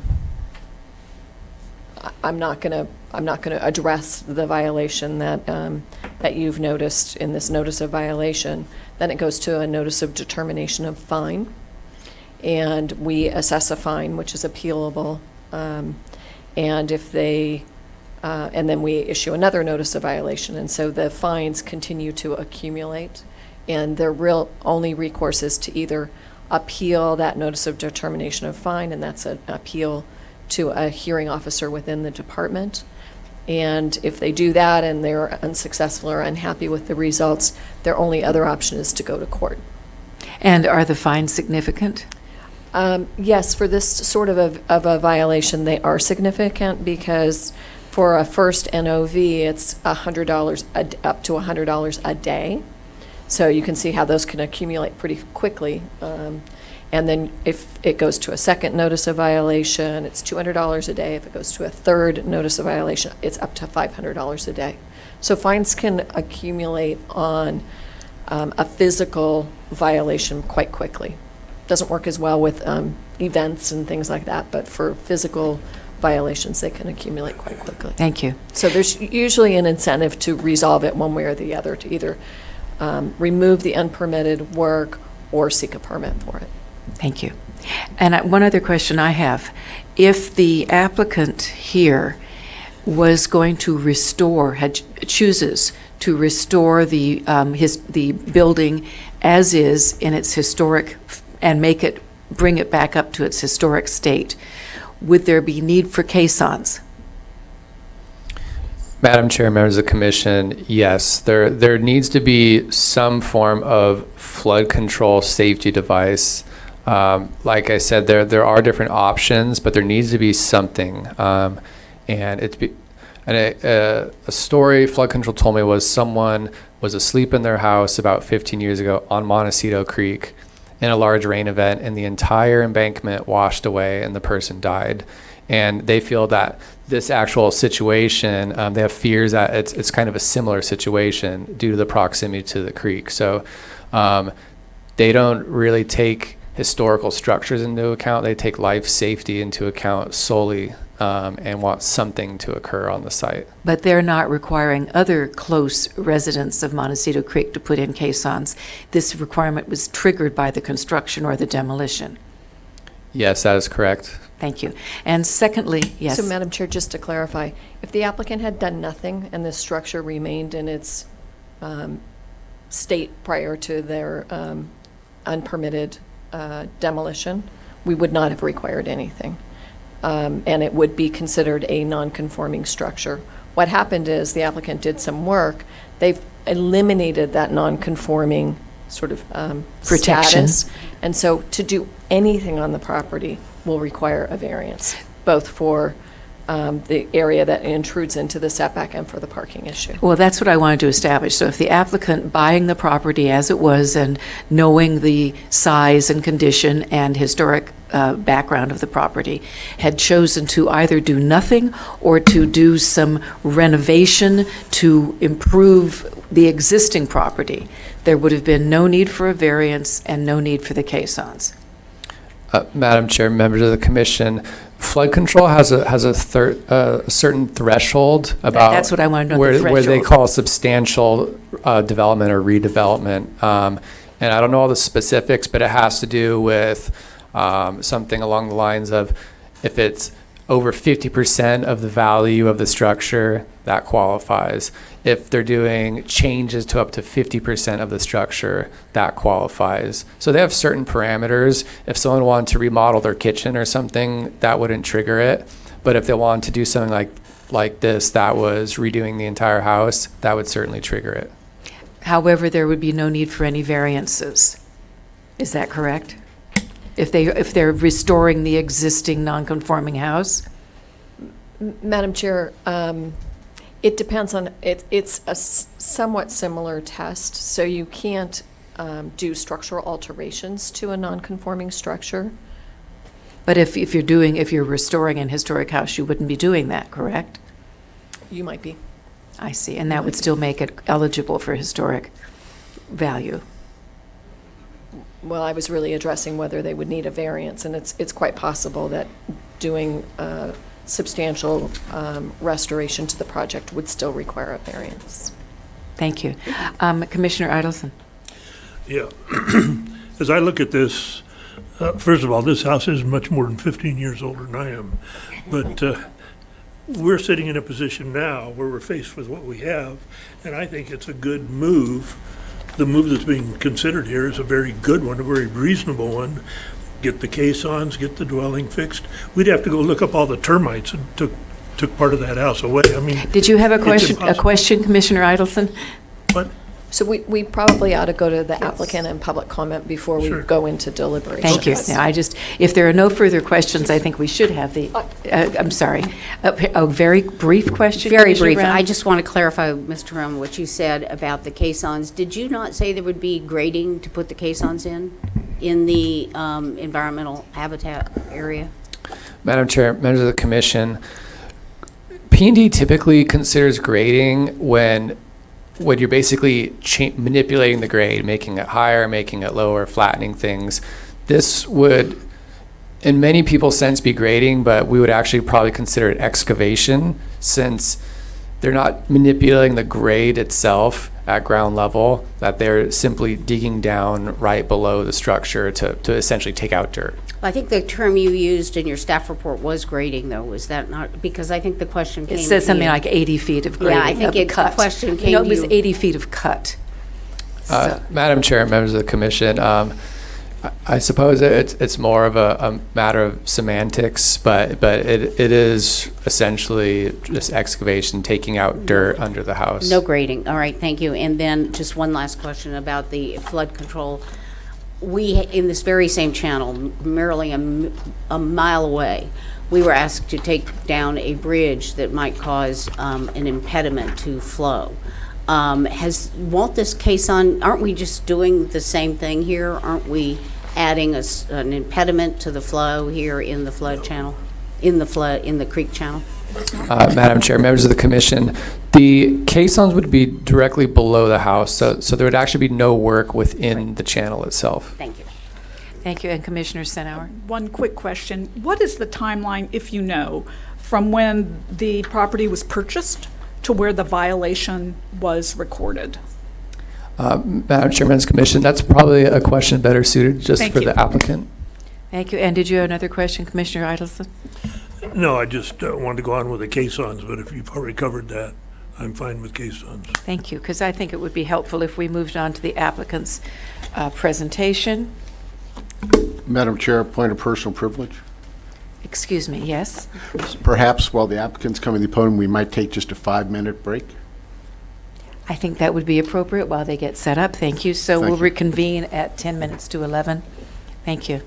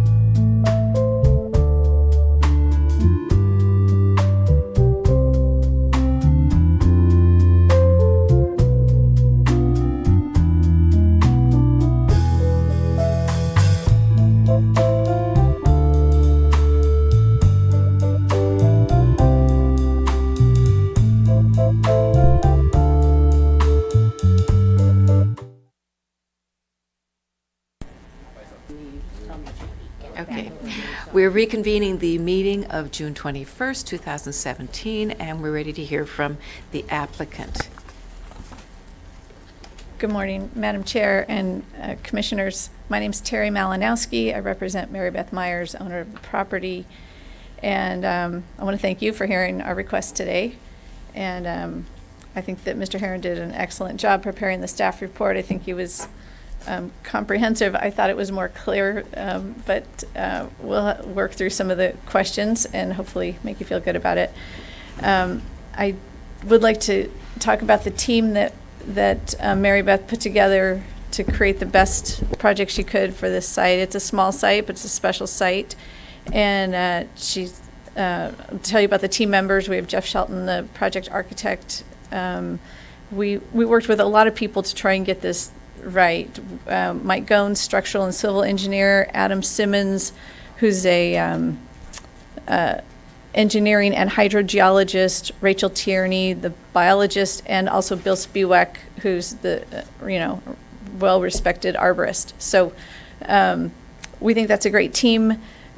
Just to talk about the trees, and the foundation using the caissons, and I'm going to have Jeff come up.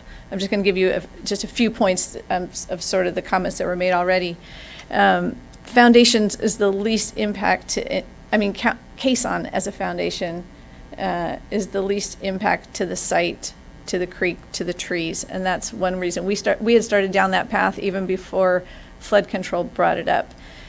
When you do a standard slab foundation, you've got to compact the soil, and the roots from these two large trees are underneath the footprint at the moment. So scarifying and recompaction to create your base is a lot more impact to tree roots than digging 6 or 8 or 10 caissons and, whatever diameter they are, least impact there. And Jeff can talk more about that.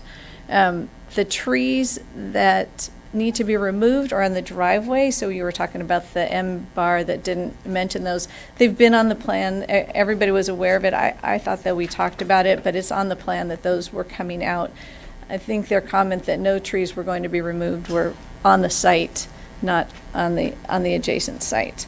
And I did get a call from Captain Lauritsen while we were here, actually, because I think that the Montecito Fire Department has the purview to require those trees to be removed at any point, whether there's development or not, because it does impact their ability to get to the site, and they are all life safety all the time, which is what we appreciate about them. So, let's see here. I think that it seemed like, that's all I have as a sort of initial presentation. I'm not sure if you want me to start answering questions, or if there's more discussion you want to have. If we want to bring Jeff up to talk about the foundations and the caisson and the building, how would you like to? If there are no questions for you right now, I'd like to move ahead to the architect, although it appears that Mr. Idelson has a question. I just have questions about the caisson, so if it's Okay. somebody else. Okay, let's bring Mr. Shelton up. Thanks, Jeff. Thank you, Madam Chair, Commissioners. My name is Jeff Shelton. I'm the architect for this project. And first of all, I took this project on because when Mary Beth came to me, it was this incredibly small, difficult site in Old Spanish Town. And I grew up here in Santa Barbara, and this has been a great piece of our heritage, this little bend in the road. And I wanted to make sure something subtle in the same character, some of the same materials got built there. So it's important to me that some giant Spanish building, or fake Spanish or Italian building got built there. It is more of a shed type barn building is really what I wanted to see there. That's why I took the job, and because it was difficult. So with that in mind, immediately the oak trees took precedent. The arborist and biologist was concerned about the roots and disturbing the roots. So that's when the caissons started. And caissons are the cleanest way we could possibly put a foundation in. If we had to go the standard way, we would need to excavate usually 3 feet of soil, and then 5 feet beyond the building, you have to excavate, make a big pile, bring it back, recompact 6 inches at a time. That would just destroy those oak trees. So everybody was thrilled about the caissons at that point. Then when we got to flood, the issue came, how do you deal with the creek? It already has a cement retaining wall there, and the idea was do not touch that wall. It's in great condition. There is, it's gone through all these storms, these huge storms, and there is nothing has touched that. We are not in a floodplain. We're way above the floodplain. So then again, they wanted caissons. Then the idea was, let's get caissons in, was to get our caissons down below the scour of the creek.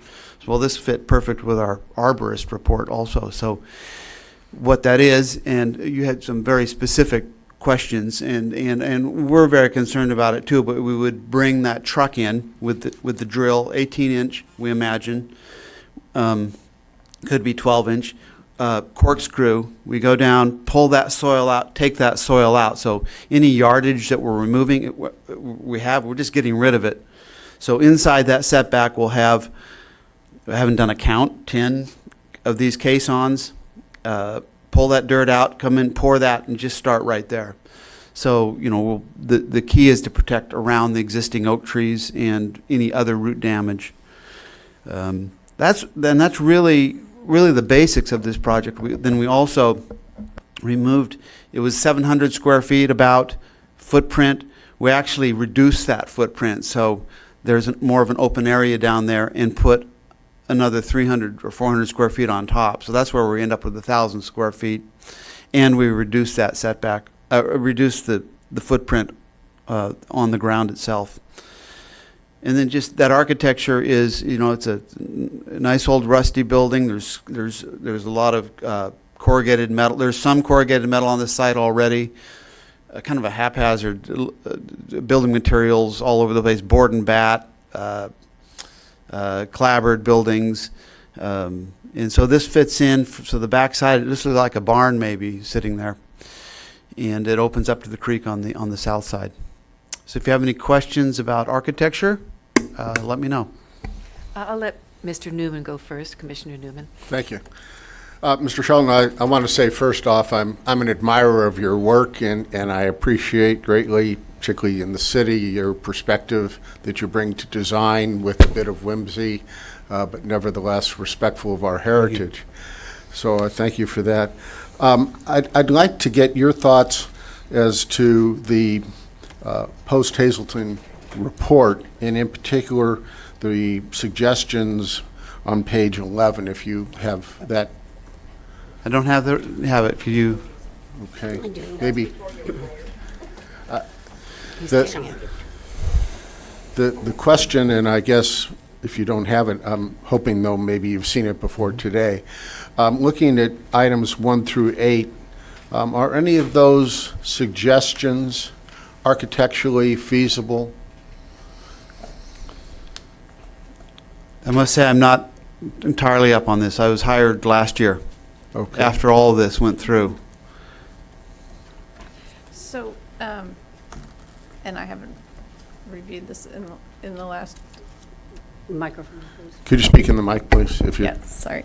So, we responded to, and to staff's response to this report, and I'd have to read these to let you know specifically if and we'd have to talk about it from an architectural point. If we needed 5 more minutes, we could do that break. But when this report, what happened is Roy Harthorne wrote a report saying that he thought that the structure was historically significant, but I want to make it clear, his point was that it was significant from a cultural perspective, not from an architectural perspective.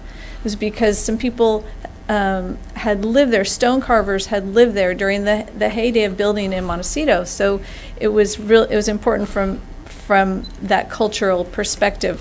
And so he wasn't even recommending that we would need to leave the architectural style as it was, because it wasn't important. It was just kind of placed on, and over time was started building maybe in 1890 and was added onto, and even when they started doing some repair on it, which is what started the owner down the path of the partial demolition, it was built with old doors and old windows, and the foundation is rubble. There's bottles in there and rocks. There's no real foundation. So all that to say, it wasn't architecturally historically significant, but culturally. And then when the post-Hazeltine report came out, Dr. Hazeltine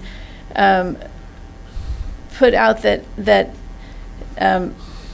she didn't think that Mr. Harthorne had even made that point successfully, and that if we wanted to make this a landmark that or historically significant, we would have to do all the things she recommends, plus get a whole district formed for the old Spanish town to give this a place that could be considered eligible as a historic resource. So it wasn't just this one little cottage that was the resource, it was Spanish Town as a whole, and she was recommending that we go down the path to get a historic district formed. And we knew that was going to be difficult to get all the neighbors to jump on board and have their homes and, deemed historic structures, because sometimes that's a pretty big challenge and a big undertaking.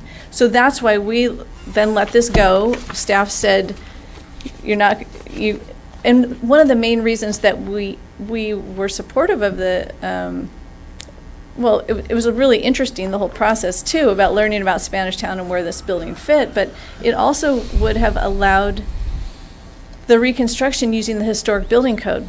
The historic building code is about, 20 pages long. Something very easy to just rebuild this legally non-conforming structure in its place. But when we were told we couldn't do that because we didn't qualify as eligible as a historic resource, so we couldn't use that building code, we were told we needed to go down the path of a regular structure, didn't meet the historic standards, and we'd need to get a variance. So that's what I can tell you about this for now, the post-Hazeltine report. If you want us to review 1 through 8 and have Jeff talk about it from an architectural perspective, we can do that. Okay. And just then maybe by way of follow-up, Mr. Shelton, if I may, did you consider in your design, which we have before us, if this is indeed, I think, current and correct, did you consider any of the historic elements of the property that are either existing or that were demolished in your design? Yeah, I did. I looked at all the structures. I tried to keep the size, bulk, and scale within those parameters. There actually is a building, couple houses, newer houses there that aren't. So I didn't want to go back to that direction, the A-frame house, et cetera. I tried to keep the little shed roofs, little gable roofs, instead of one big roof, make little small roofs, small openings, small vertical openings. If you break down all those houses, they all have taller openings than wide openings, little things like that. The materials, we considered going wood, but we're in a creek, for fires, et cetera, and there is some corrugated metal there, very casual, so we went with that. The color, of course, would be fantastic down in that creek. You just would not see it. It kind of shadows. It's got stripes with the black shadows, et cetera. So, definitely the materials wasn't going to be plaster, and it wasn't going to be a brightly colored house. It was going to be very earth tones. Okay. Thank you. And also just want to add that, correct me if could you speak in the microphone, please? I wanted to add that the fireplace, using the stone, reusing some of the stones that we can from the existing fireplace to pay homage to the stonemasons who lived in this house. I think that's a big... Okay. And Ms. Malinowski, while you're at the podium, the attachment E that we were given, the photographs, Yes. Dated May 29, were those photographs taken after your client assumed ownership of the property? Yes. Okay. Thank you. I will, okay. May I just ask a point of clarification and as a follow-up? So as a result of the post-Hazeltine report, which says that this is no longer eligible for the historic status, that means that the newest building requirements apply, whereas if there had been a restoration of the original property, that would not be the case. That's correct. Is that correct? I mean, this is what we've been told. Well, Madam Chair, I think there are sort of two issues. One is the historic nature of the property, and the other is the non-conforming status of it. And I think we concluded that because they had done demolition work without a permit, that they no longer had a non-conforming structure too. So it was both issues. It wasn't just one. Whereas if it had been a restoration of a non-conforming structure, they would not have had to upgrade to the same extent. So if they had come in before starting the demolition work and made a case, and that case were accepted, that the structure was a historic structure, then they could have availed themselves of the historic building code. I'm not sure they could have done everything that they are proposing to do now as part of the historic building code, but that was sort of one path. Because they came in after they had started demolishing without a permit, that path really wasn't available, whether it was historic or not. Thank you. In the beginning. And if you don't mind, Commissioner Brown, just as a follow-up to what Ms. Malinowski said, you're concluding that the post-Hazeltine report is actually referring to the Spanish Town community, and I didn't see that based on what's here. Did you have some other information? No, I don't have other information. I just have to review the report and oh, you know what? I do have, there was a follow-up email, and maybe Mr. Herron has that in the file. There was follow-up communication between Stephanie Swanson, who was the previous planner when we were working on the historic reports, and that may be where, if it's not in this report, and you obviously just read it and you didn't find it, so I would guess that it's in that follow-up email, which Chair, I could locate. Madam Chair, if I could just interrupt, I thought you had indicated Hawthorne's report was based upon that, not that. And actually, you were saying Hawthorne's report called it a cultural historic resource, not an architectural historic resource. That's I wondered true. how you came to that conclusion. That's in Mr. Hawthorne's report, and I don't have his report in front of me, but it was the follow-up, the peer review that said if we wanted to get this considered a historic designation, it would need to be as part of a district. And I believe that must have been on a follow-up email that staff should have in the file. And I have several files, so I know I have it somewhere, but I don't have that file with me. Thank you. I mean, you made those statements, and I just wanted to know the Yes. basis for them. Thank you. Commissioner Brown? First of all, let me just say, we have to deal with what's before us today, not what might be in somebody's file somewhere. We have to deal with the evidence that's here today. And for me, I'm not sure that that evidence is conclusive that this house is or isn't historically significant, which is probably going to lead to other questions down the road. I'd like to know, well, I'd really just like you to line out for me the history of this property, when it was bought, what the owner thought they were going to be able to do with it, and how so much destruction was done before the county got involved. Could you tell me that history? Well, I'll give you the brief version, and Mary Beth is here, the owner, and just the brief one. When was it bought? It was purchased in 2014? April 2014.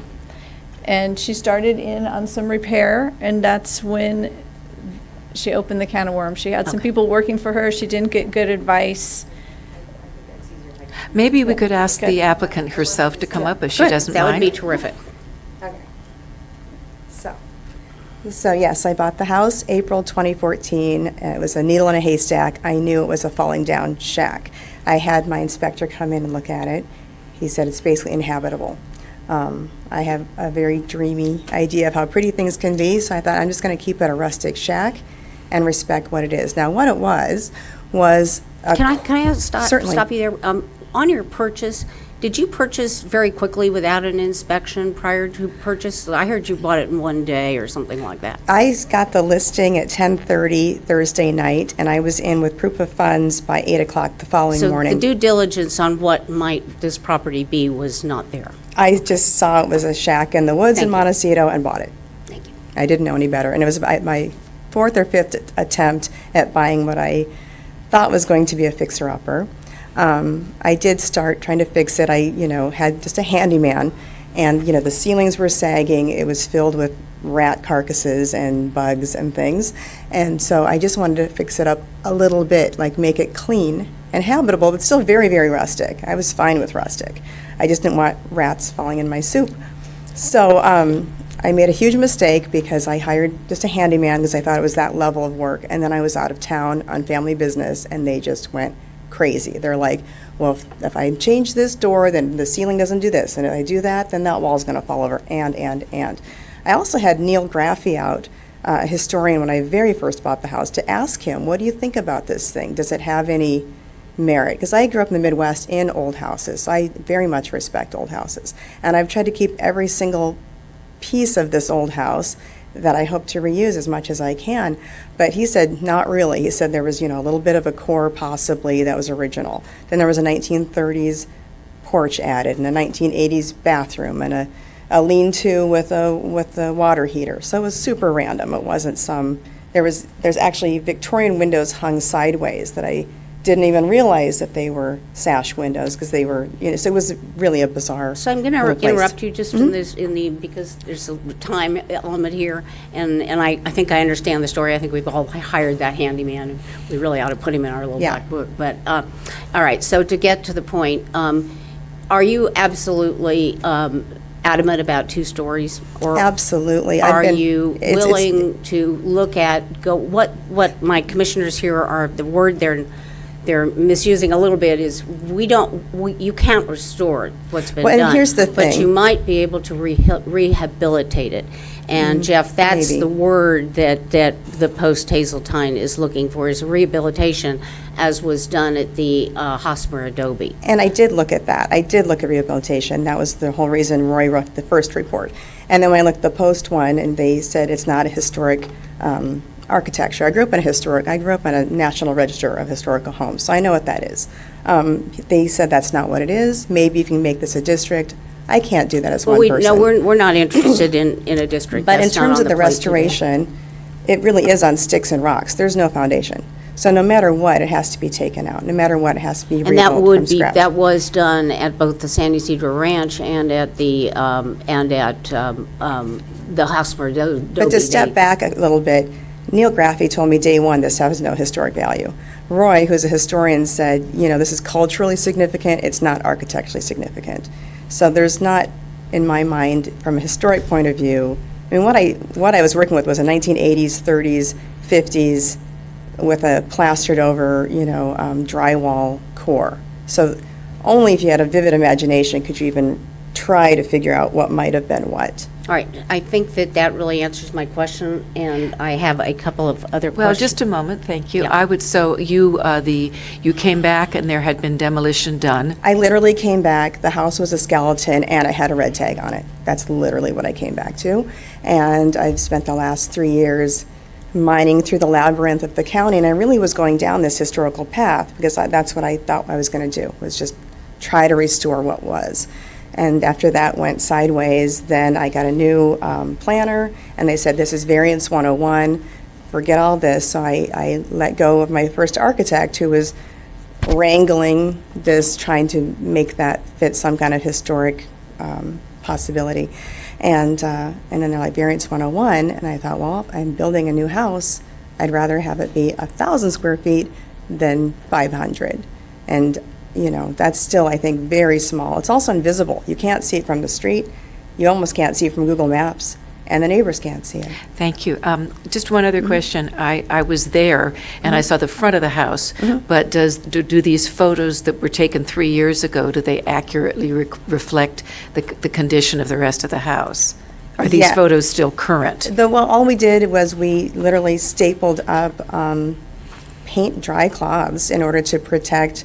The wood floors inside are still original, so I was just trying to protect what's there. I had no idea it was going to be 3 years, but one of the guys, the inspector, said, you might want to button this up because it might be a while.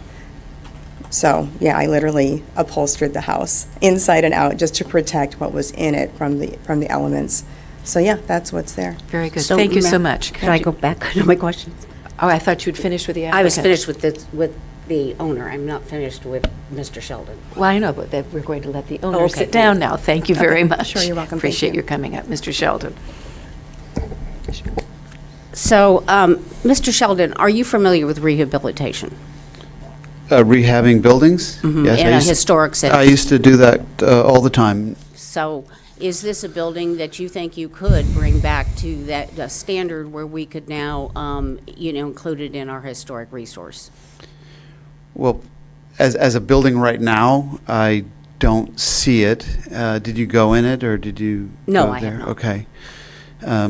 First of all, it's got doesn't have a foundation. I know that can be worked at. That's where we got into the caissons. But the foundation is stones, bottles, stones, kind of, you know, Understand. good old school one. I don't know what's there. I mean, to tell the truth, the photos that you see in those exhibits, I didn't see them till last November.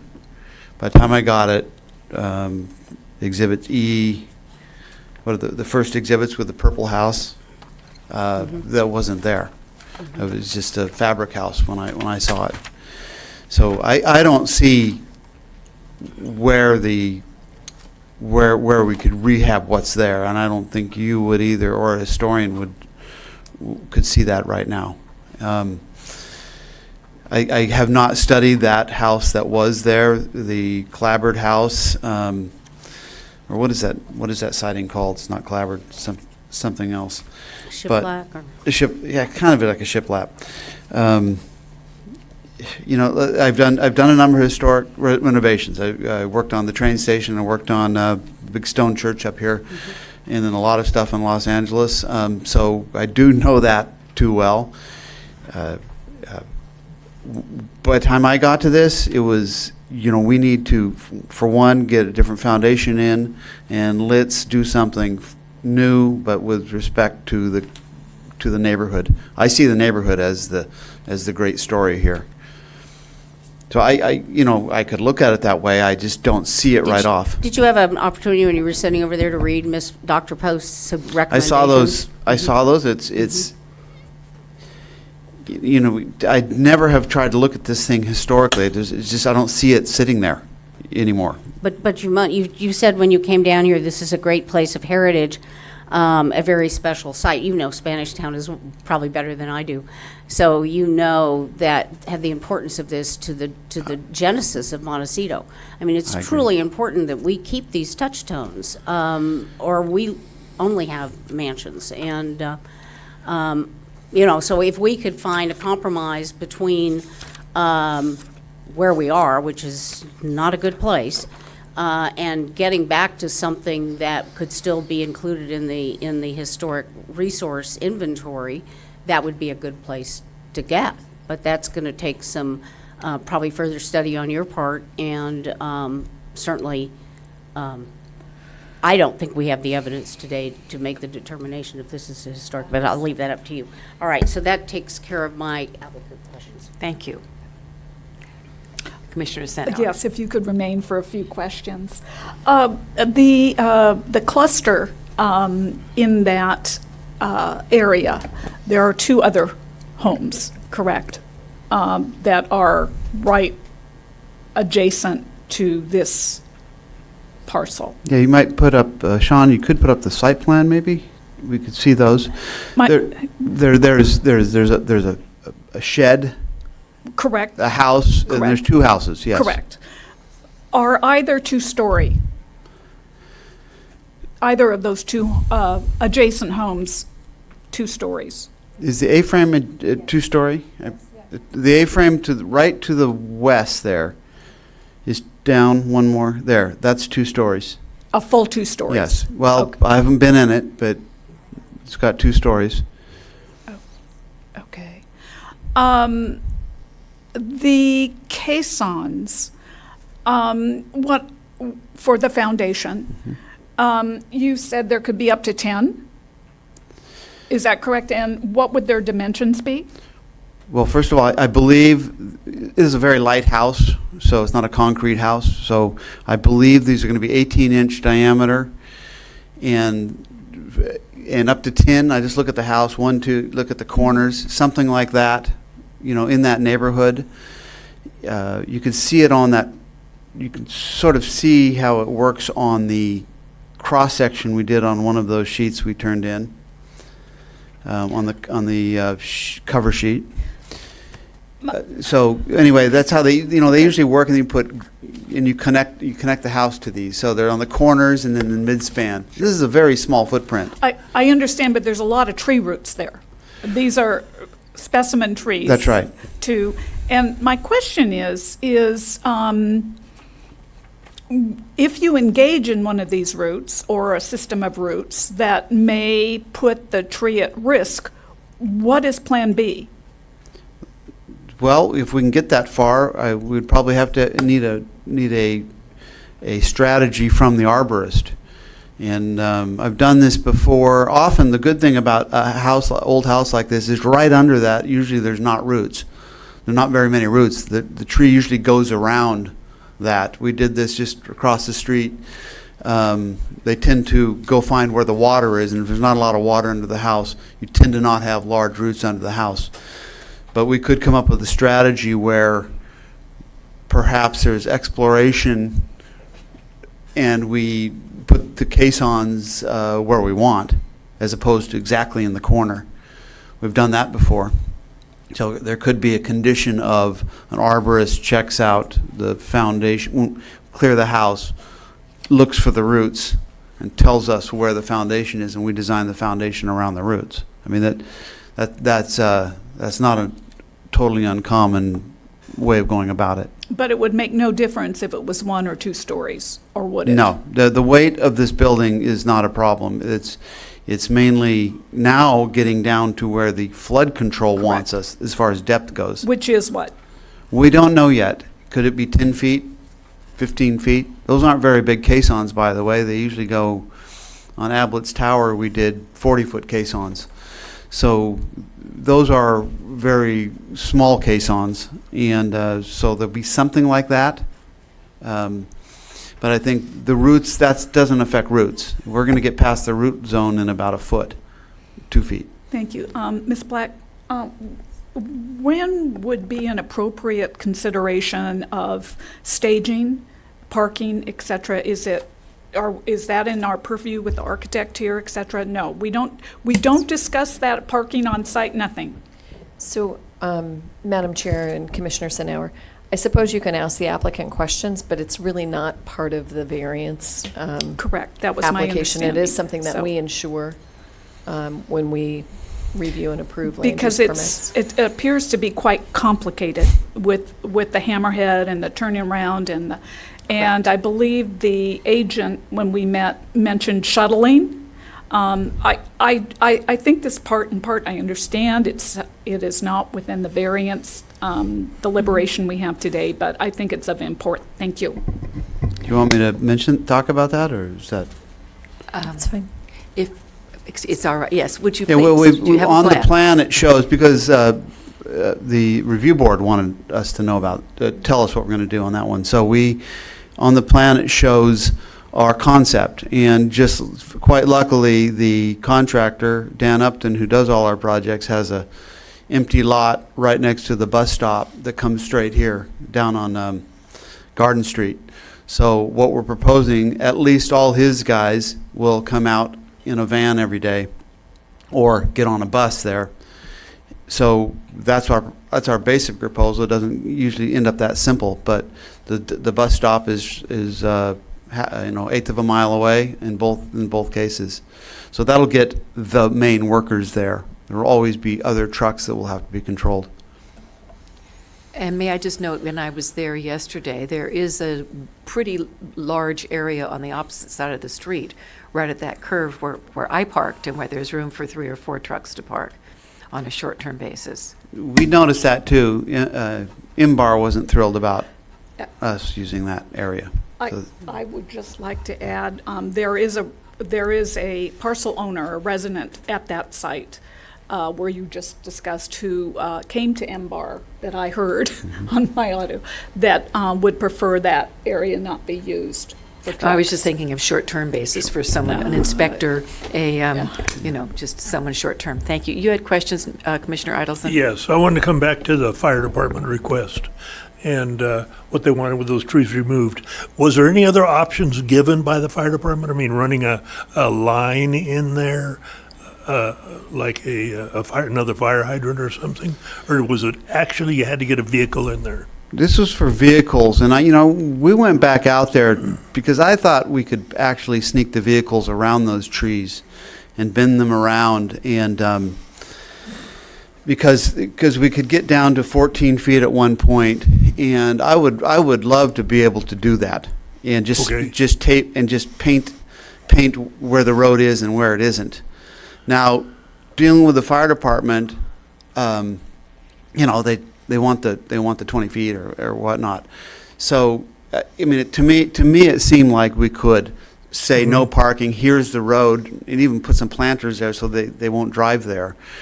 But that would have to be a negotiation with the fire department. We would rather not get rid of those oak trees at all. So, but normally we don't have that wide of a driveway to deal with, and I think we have. What width are we looking at? Because they are a little bit flexible sometimes.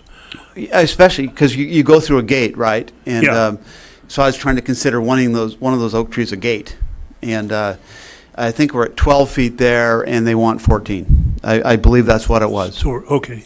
Or it's 14 and they want 16. Yeah, something like that. Yeah, But we will. I can't speak for them, but I think you have some. I can't room. either. But May I just say that I know because it is accessing multiple residences, that's why it needs to be more than 14. If it was only one residence, it would need to be 14 feet, but as soon as there are more than one, there's a wider requirement. But they also do have flexibility if there's a good proposal made, I think.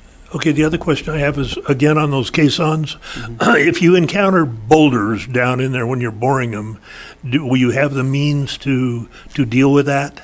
that's you put caissons in before. I see. Yeah, it is a problem. We're in a boulder zone, and that's why the creek is there, and there's going to be boulders.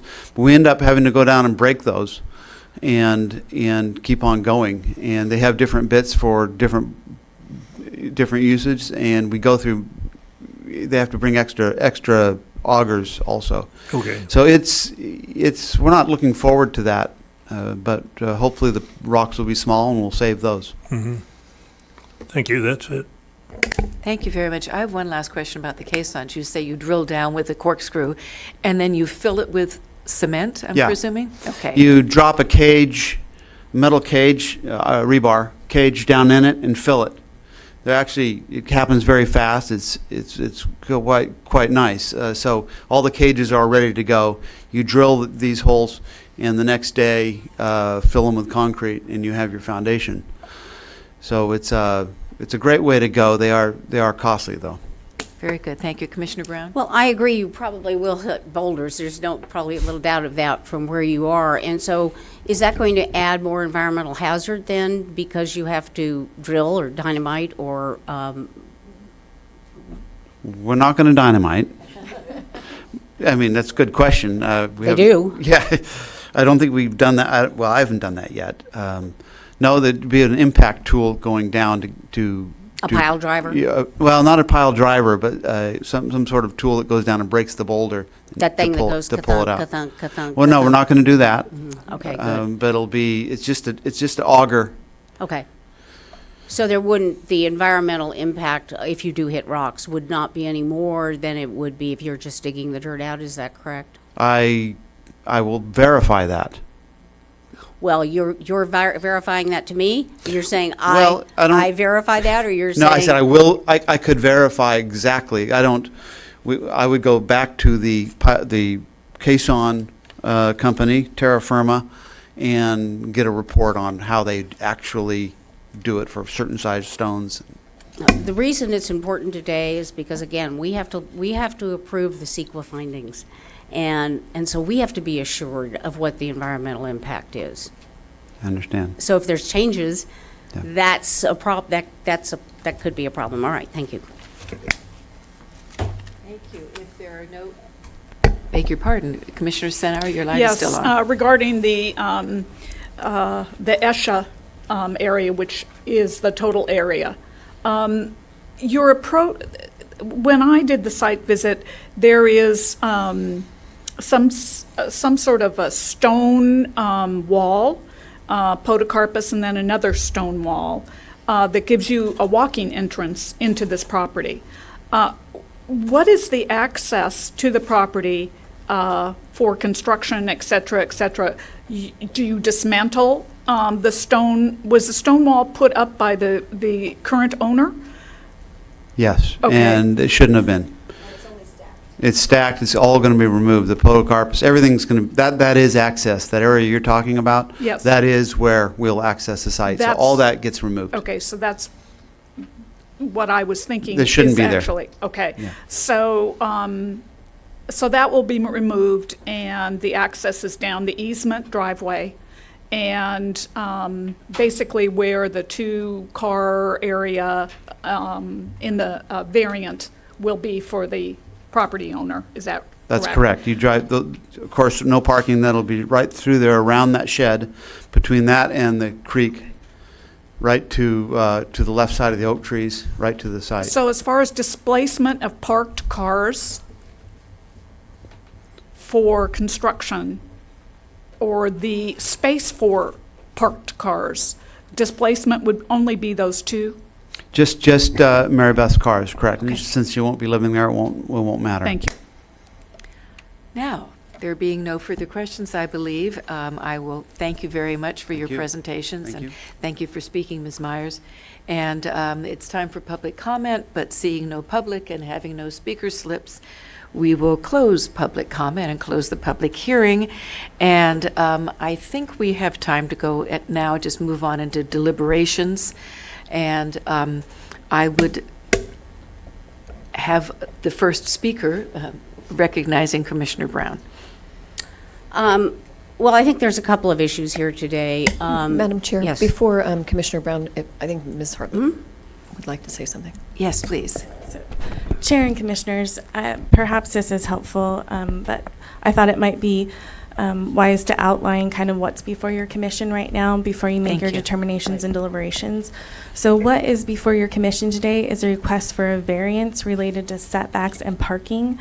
And the commission's options are to approve the variance with conditions, or to deny the variance request.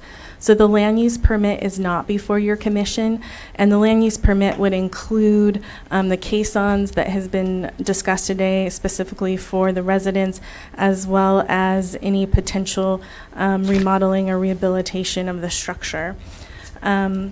If your commission would like to approve the variance request, you would need to make the findings that are provided in the Montecito Land Use and Development Code, Section 35-472-190, which are included in Attachment A, as well as the CEQA findings, which are included in Attachment C of your staff report.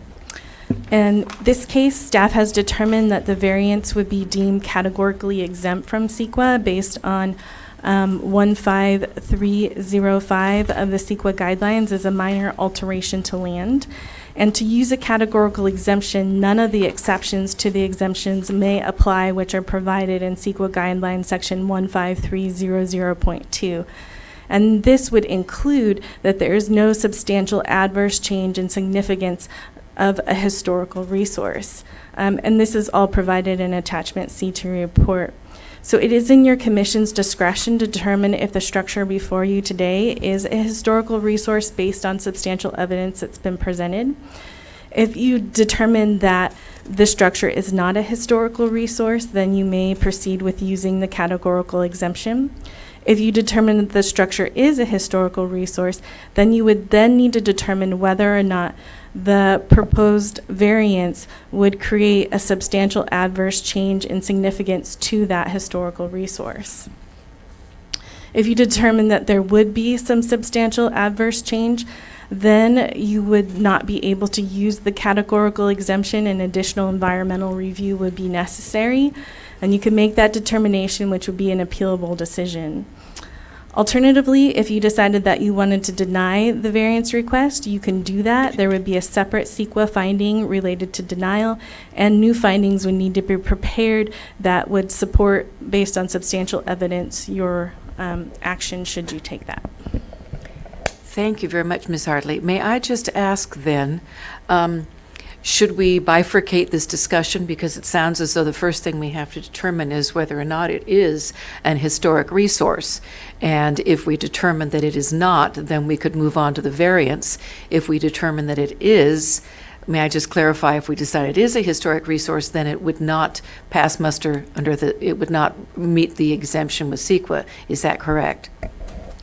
So, Chair and Commissioners, I think that's a wise place to start with the historic resource. In regards to your specific question, if you do determine that the structure is a historical resource, then the next question is whether or not there would be a substantial adverse change in significance to that historical resource, and that's the standard under which you would determine if the categorical exemption could still apply or not. Thank you. So the adverse change would occur as a result of granting the variance and allowing the new construction. Correct. Thank you. All right, well then let's confine our first discussion to the issue of historic resource. So with that limitation in mind, Commissioner Brown, would you like to continue? I would. I have a suggestion, but I will address the historic resource. I'm not sure that we have substantial evidence before us to make that determination. We have no historians here. We have a one historic report. We have sort of two conflicting historians to whom we can't question as to what they mean. We're counting on staff, and I'm sure that's accurate, but I'm concerned about that lack of information. However, having served on your historic landmark commission, I think that many of the points that they would look at to determine if something were to be landmarked, you would say, has someone significant lived in the house, and the historic reports point to that. Is it a touchstone for the neighborhood? Indeed, they just testified it is a touchstone for the neighborhood, being part of Old Spanish Town. So there's about 10 criteria that one would go through to determine if it was to be landmarked, which is totally different than really what we're saying here. We're saying, is it a historic resource? So I think it's mentioned in the Montecito Community Plan on page, somewhere in the very first part of the Montecito Community Plan, page 9, it says Old Spanish Town is one of the oldest settlements in Santa Barbara County. So, and then later on in goal CRM1, it says that we must preserve and protect properties in the Montecito community to the maximum extent feasible, and that's under a heading of structures with historic importance. So I think we can certainly say it was a historic, a building of historic importance. On page 11 of Dr. Post's letter, she says it can be rehabilitated to be included back into as a historic resource.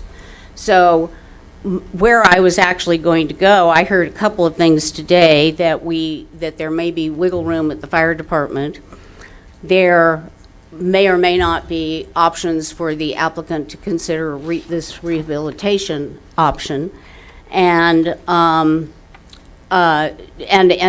would like to actually get more input on the historic from the historians rather than my own belief. So based on that, I was going to suggest perhaps we continue this discussion until we have more information. Thank you, But if you don't Commissioner want to do that, I think I think it's paramount on us today to say this is one of the most important properties in Montecito, and we need to be very cautious and very of this fragile structure. May I just ask before I have the other commissioners speak, is there some definition of historic resource that we should be referencing? Yes. Mm-hmm. It's before us. Well, let's make sure we're all using the same reference then. If you look in the post-Hazeltine Associate report, page 2 has that definition from 15064.5.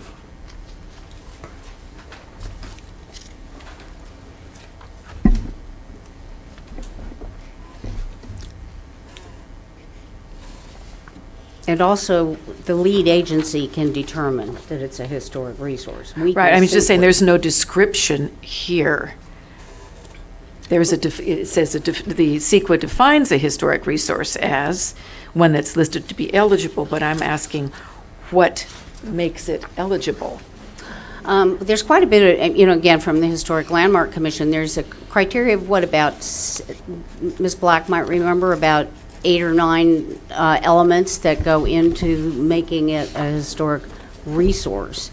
But that doesn't preclude it from being of historic importance. You see, there's different vocabulary here, and they mean different things. So I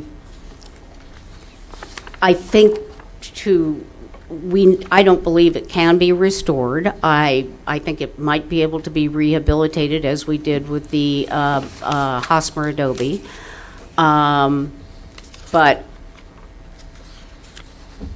I think it meets many of the criteria that would include it in these. That's what a historic resource is. Can it be included in some of these volumes of historic resources, or determined by the lead agency?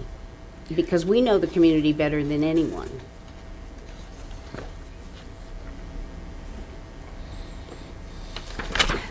Let's continue with discussion. Commissioner Senauer, I think you were next. Yes, was, with HLAC, it was never before them at any point, is that correct?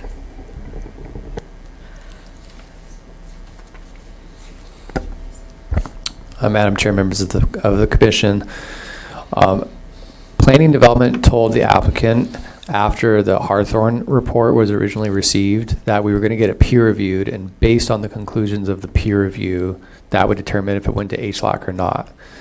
Since the post-Hazeltine report came back negative, saying that they believe that it was ineligible to be considered a significant historic resource due to the demolition, P&D did not require the project to go back before HLAC. So you weighted the peer review with more gravitas than the first one?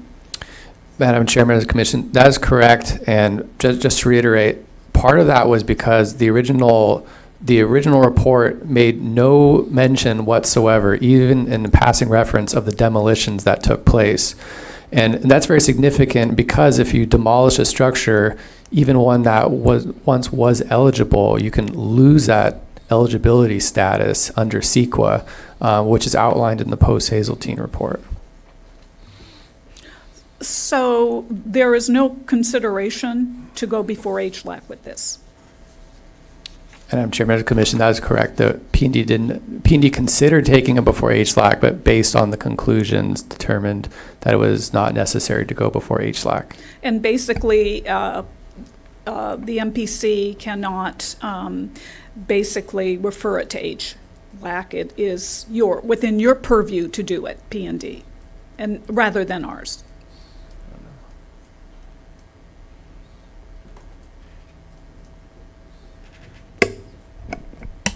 So, Madam Chair and Commissioner Senauer, it's not typical for the Montecito Planning Commission to refer something to HLAC. HLAC usually reviews projects that are designated or projects where we believe they may be able to be instructive in determining historic resources, but they rely on experts. They're not experts. Per se, most of them. I don't know if any of them are, actually maybe one. So we really rely on these reports, and then if we were to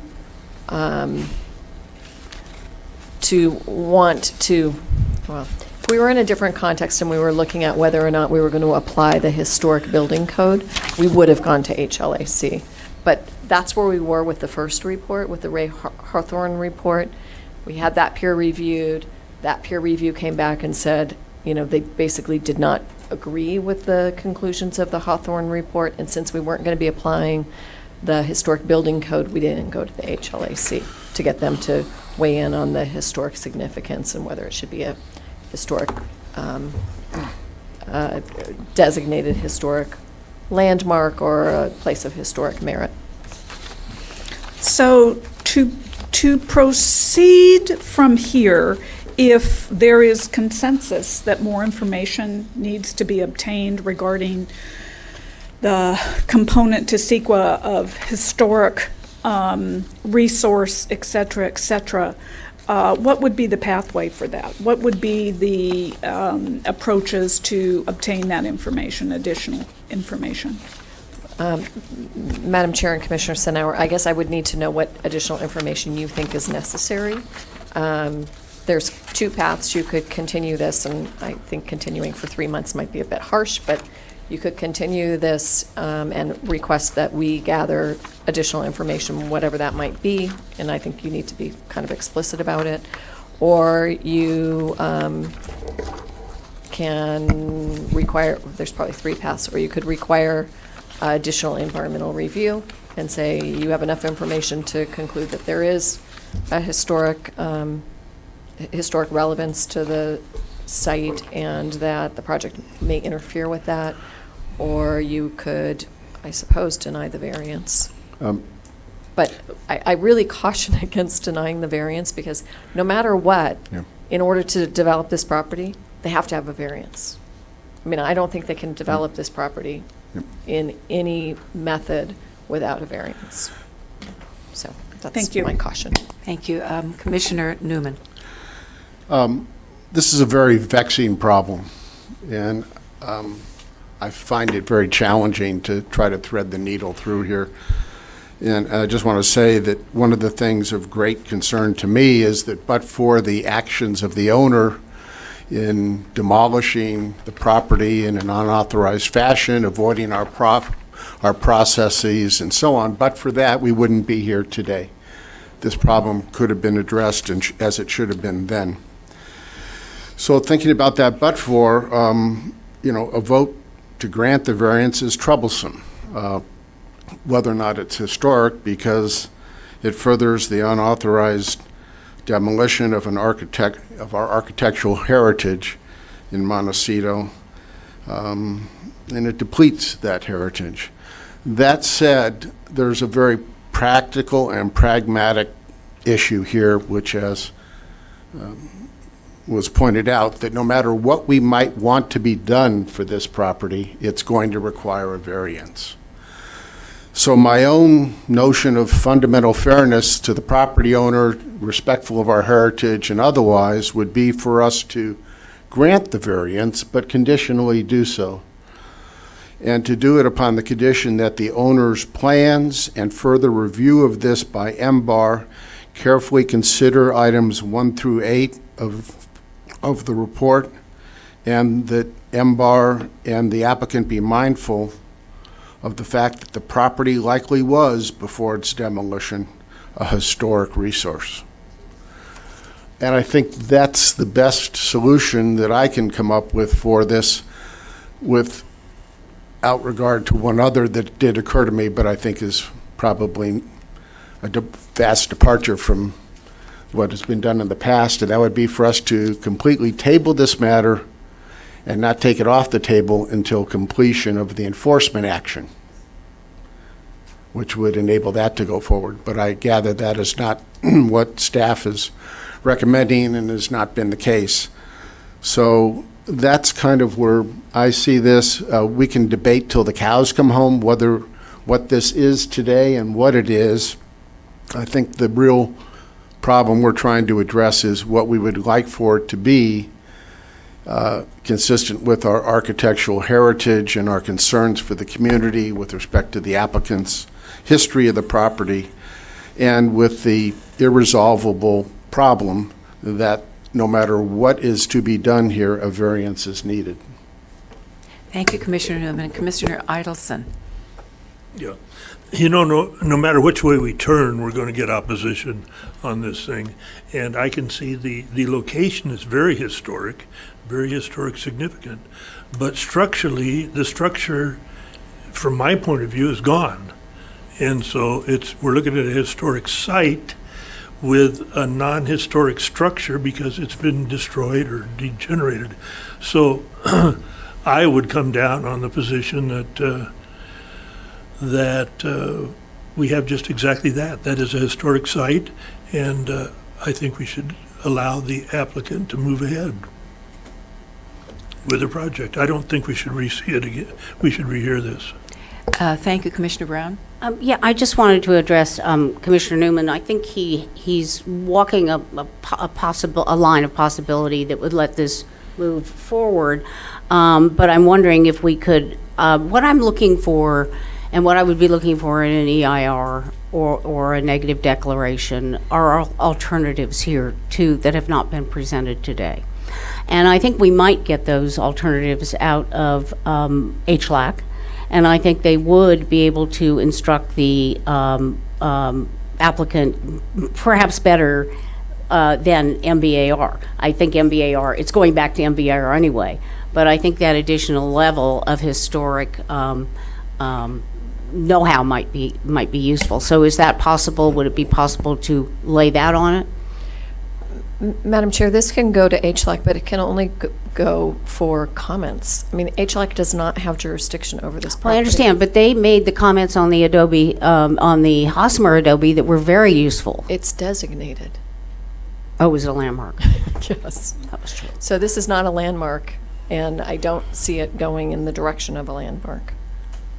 Well, it is a historic resource. And that's different the than other a thing is I don't understand why why staff is taking one part of the post-Hazeltine report, but not looking at page 11 that says it is possible to rehab it. Implementation of the following revisions to the architect's plans could restore the building's integrity of design, feeling, association, which would allow the building to convey its long-term association with the Hispanic community and Philip Henley, and then she goes on to say at the end, and then be qualified to be included in the various historic ledgers. Madam Chair, members of the Commission, I think the issue at hand here is the post-Hazeltine report says it is, in its current state, is not eligible to be a historic resource. So in the eyes of CEQA, for the CEQA exemption, that would mean that we could make that CEQA exemption. Therefore, on page 11, those would essentially be recommendations being made by the historian. But in terms of CEQA, page 11 isn't really relevant to the CEQA exemption.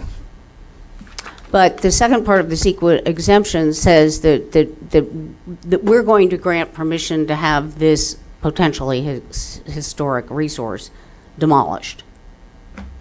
That's going to be a significant impact.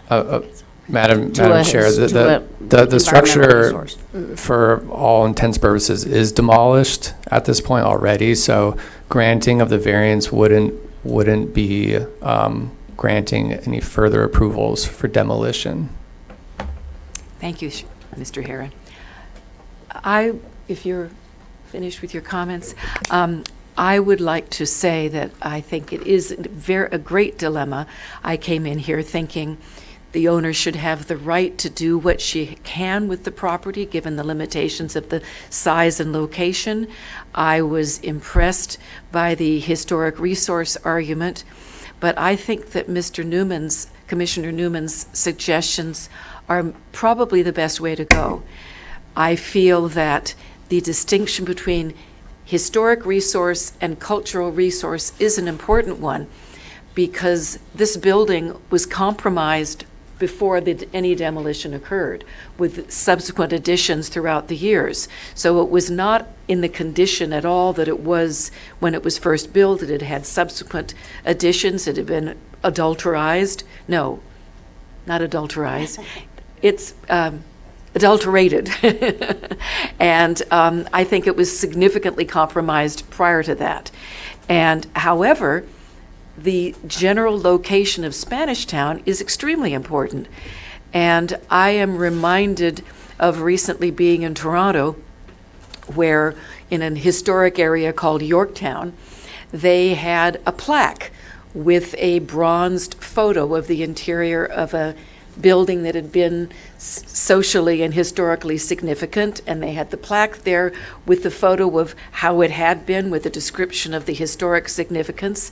And I feel that in terms of the cultural resource that this is, and the knowledge that this is old Spanish town and was a very important part of Montecito, that some kind of marker or some kind of signage in this area would be a very good way to draw attention to what it was. And I also feel that what Mr. Shelton is proposing, Shelton, whose work I also admire, I think it maintains the feeling of the area. And if you look at the adjacent buildings, they aren't of historic significance either, but there is a feeling in the area of these small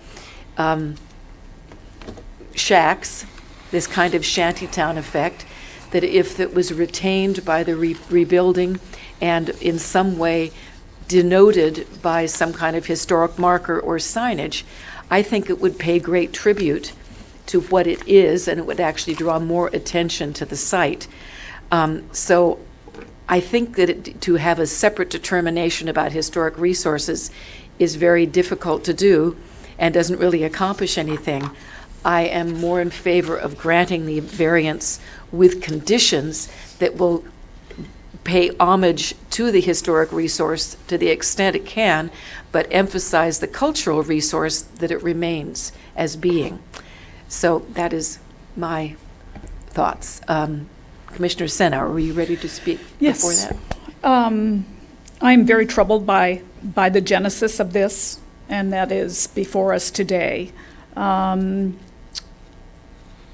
Regarding having listened to all three audios of MBAR and their discussions, conditioning this with knowing their consensus to move forward with this project. They had the historical reports also, but the consensus, save one, for a two-story build, as the architect has drawn up for us to see. The conditions, I think the conditions would be basically simply a wish on our part, but I do not think they carry any gravitas or weight with MBAR at this point. I think. I'm sorry, we need to get that confirmed by staff. That what? To make, before you saying it has no bearing on MBAR's decision. Well, Madam Chair, I guess I would say you're asking me to predict how the Montecito BAR would react. No, I'm just to asking those. if conditions on a variance do have any weight and have any, we can enforce them with the architectural decision. Yes, Madam Chair, if your commission were to adopt conditions that directed a certain outcome, yes, you could. I think what Commissioner Newman was suggesting is that you ask the MBAR to carefully consider the criteria on page 11 in the post-Hazeltine report. That's not necessarily directing the MBAR to reach a particular conclusion, but it's asking them to consider that in the context of their preliminary and final approval. Okay. So then you're asking me to predict how the Montecito... No, I was just wondering about the weight of our recommendation, and also about Commissioner Senauer was saying they had the two historic reports. I don't know if they did have those. Did they have those to refer to? I don't know. Do you know, Sean? They Madam Chair? If you can tell because you listened to the record.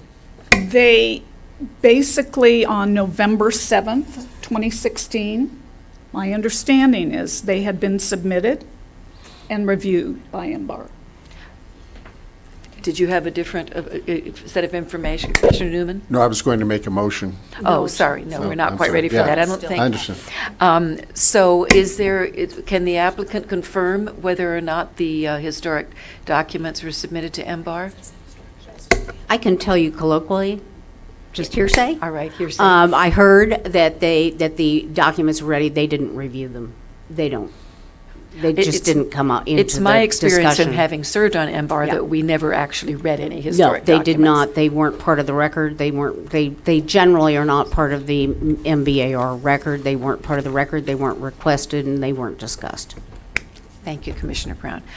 May I just say, I'm sorry, I wanted to echo Ms. Senauer's comments in terms of the genesis of the project, because I think that it's very disturbing that we're now going to, it's like someone saying, oh, I couldn't have cut down those oak trees, oh dear.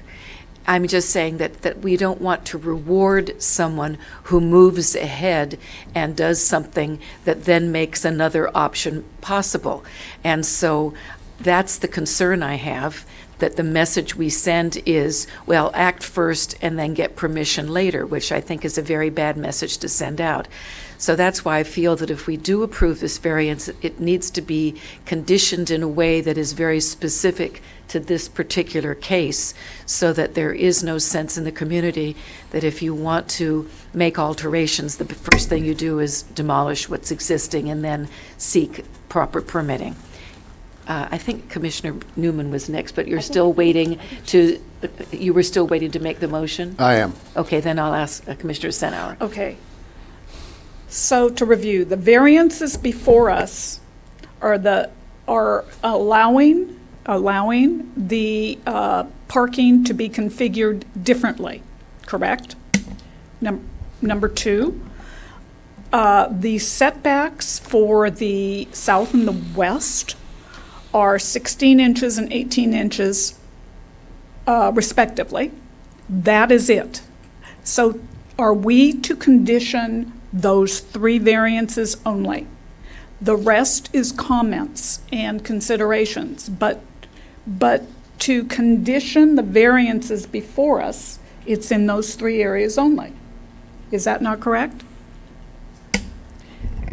Madam Chair and Commissioner Senauer, you're correct about what your jurisdiction is. I think if you feel that you need to give some direction to staff or to the MBAR with respect to the historic resource, I think it would be direction, because it would be implemented through a different permit. So it's direction only.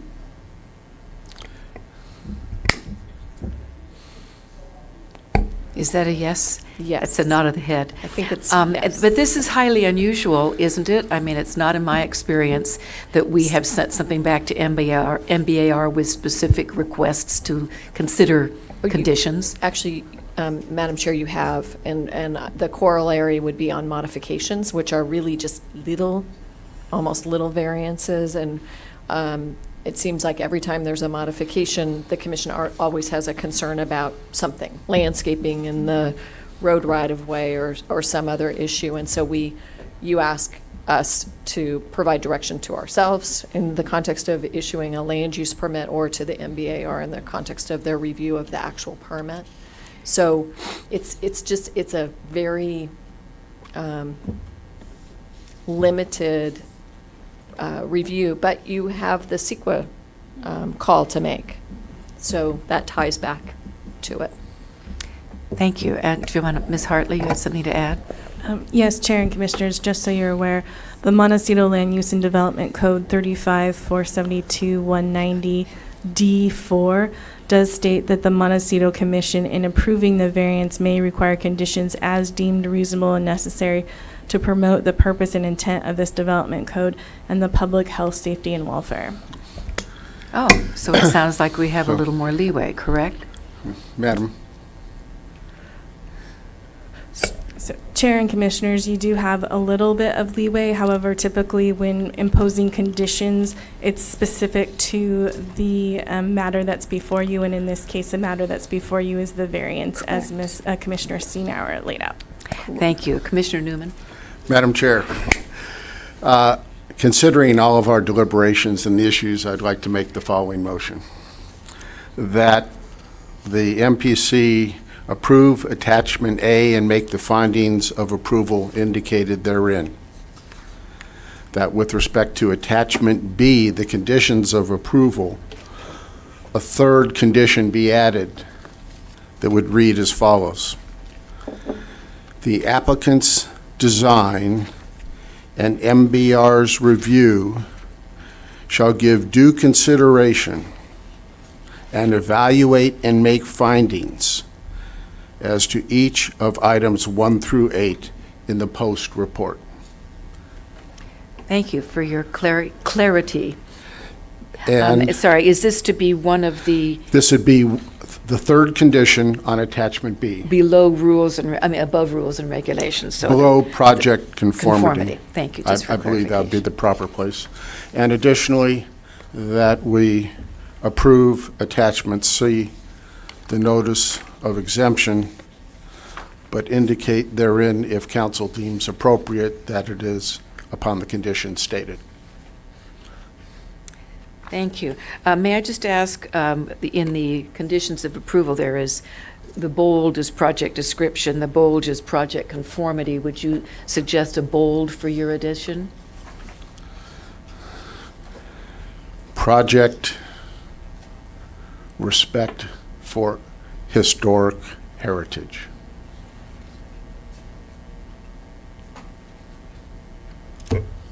Resource? I don't want to make resource. I think his words are very well chosen. Thank you. So, does staff have that, or does the commission, do we all need to rehear that again, please? I'd like to rehear that again very clearly. Thank you. Would you mind repeating, Mr. Newman? Third condition would read. With the bold heading, please. Pardon me? With the bold. Yeah.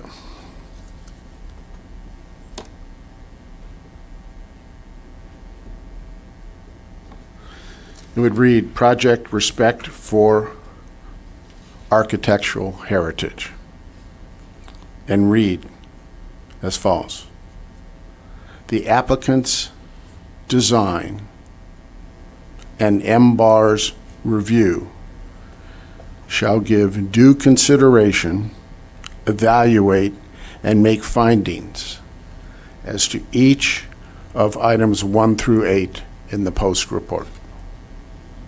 So due consideration and then what? Evaluation Put your mic on it. and findings. In other words, I'm specifically requesting that MBAR make findings as to each of those 8 items. Whether they will apply them or not, is that what you mean?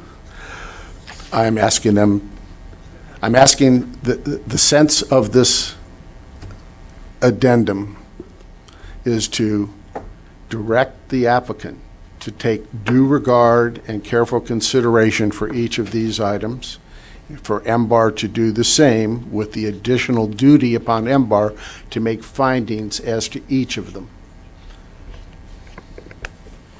And may I just ask you change the word architectural rather than historic? Was that a conscious change? Regard that as a friendly amendment. I think historic was the word you first used, and I think that's what we're all concerned about. Yes, Commissioner Brown. If I may, I'm not going to be able to support the motion, but I think it's really a good one. Should we wait and see if you Oh, have a I'm second sorry. to the motion first? We need a second on that. Is there a second to this motion?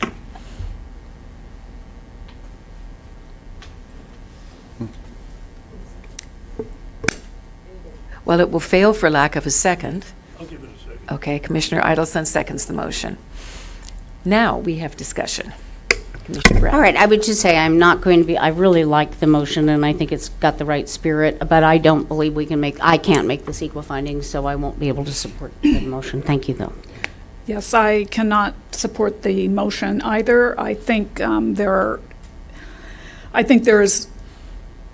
we can offer no imperative to MBAR other than please consider. They are the authority, and in any case, it's certainly a wish. I believe that additional environmental review would be appropriate. I also, as often happens, consider that staff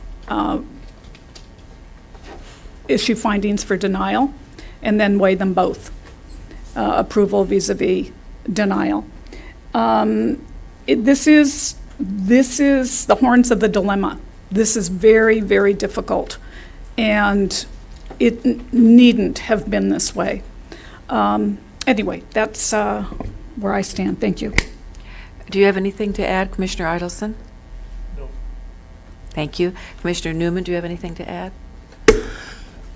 The only thing I would say is that I'm trying to find an imperfect solution to an imperfect problem. This is a vexing issue, and I'm just afraid that any outcome at all is going to necessitate the variance that we're being asked today, that moving this process forward as to this property at this time is the best thing we can do, and that the directions that we're giving by way of the condition to the applicant and the MBAR in the form of the third condition is all that we can possibly do. We can't unring this bell. It has already rung, and I think that moving forward in the way that I've described is admittedly imperfect, but there is no perfect answer to this vexing problem. Thank you. I find myself in surprising agreement with Commissioner Newman because it is very upsetting to me that it was approached in this way. However, if we deny the variance, it means there will be no development on this property, and I think that is not a good solution. And it appears to me that given the very unfortunate beginning and the demolition that was not permitted and not properly done. I'm very glad we had a chance to hear from the owner because it sounds as though much of it was not intended. I'm pleased that she chose the architect she chose. I'm pleased that the effort is being made to be respectful of the site and the surrounding buildings and the history. And so I think a compromise has been reached that I can live with. So I could support this motion. So I will call for a vote. Do we do this by show of hands or just by a vote? So all those in favor. You can do a voice vote if you want. Okay, all those in favor of Commissioner Newman's motion as seconded by Commissioner Idelson, please signify by saying aye. Aye. Aye. All those Opposed. okay, all those opposed? Opposed? Opposed. I'm confused, Commissioner Idelson, because you seconded the motion. So, For discussion purposes. So the motion dies, in which case that means that the variance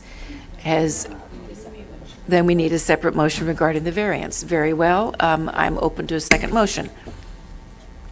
I would move we continue the case and seek more information in regards to historic resource from experts from the fire department regarding any possibilities on the oak tree. Madam Chair, the oaks are not in your jurisdiction for the variance. They are not in your jurisdiction for the variance. But to make the CEQA findings, don't we do biology? They're not in your jurisdiction for the variance. I'm sorry. Because they're in the fire staff report. Fire department can go out tomorrow and require that those oaks be addressed. Ms. Black, we've had really good luck sometimes negotiating with the fire department. I recall think the a applicant- 15-foot road over at a very large project. So is there no way to allow us to have that room to discuss that with them? You've asked me what's in your jurisdiction on a number of occasions, and I'm telling you that that particular issue really isn't in your jurisdiction. So I don't think you should expand this to incorporate the entire project. Would you just clarify, within our jurisdiction in terms of CEQA, is the environmental impact of the caissons, of the demolition and rebuilding, only of the building itself? Madam Chair, I would say that the disposition of those trees along the roadway, the access easement, is really not subject to this particular permit. I think the fire department will require it regardless of No, I whether just want, this is so rebuilt just, or I not. wanted to be very specific about what was in the jurisdiction. I don't really think the caissons are particularly in the jurisdiction, but I think Johanna sort of addressed that earlier. So at this point, the only thing that is in our jurisdiction in terms of CEQA is the historic I think resource that is the aspect. major issue in your jurisdiction. Okay, thank you. So, And I don't understand the substitute motion before it's fully considered, I guess. Whether you're just asking us to bring additional information or whether you're asking us to do additional environmental review. Well, personally, I would like to see additional environmental review on this one issue, historic resources. I think there's conflicting reports, and to my mind, to my reading. So from that standpoint, but I do think that there are environmental issues. I guess you don't want to do a whole EIR. Can you do a targeted environmental study? You can direct whatever you believe you should be directing, and then the applicant will decide whether they're going to do it or appeal to the board. Right. Would that be like an SEIR, a subject EIR that focuses on one category? It'd be a focused EIR. Right, correct. Commissioner Brown, are you frankly, making a motion? my motion actually was just to continue and hope that we could get some more sort of informal information without going to the hardship of a environmental study. But if that's the only way we can go to get the more information, then I guess that's the way we have to go.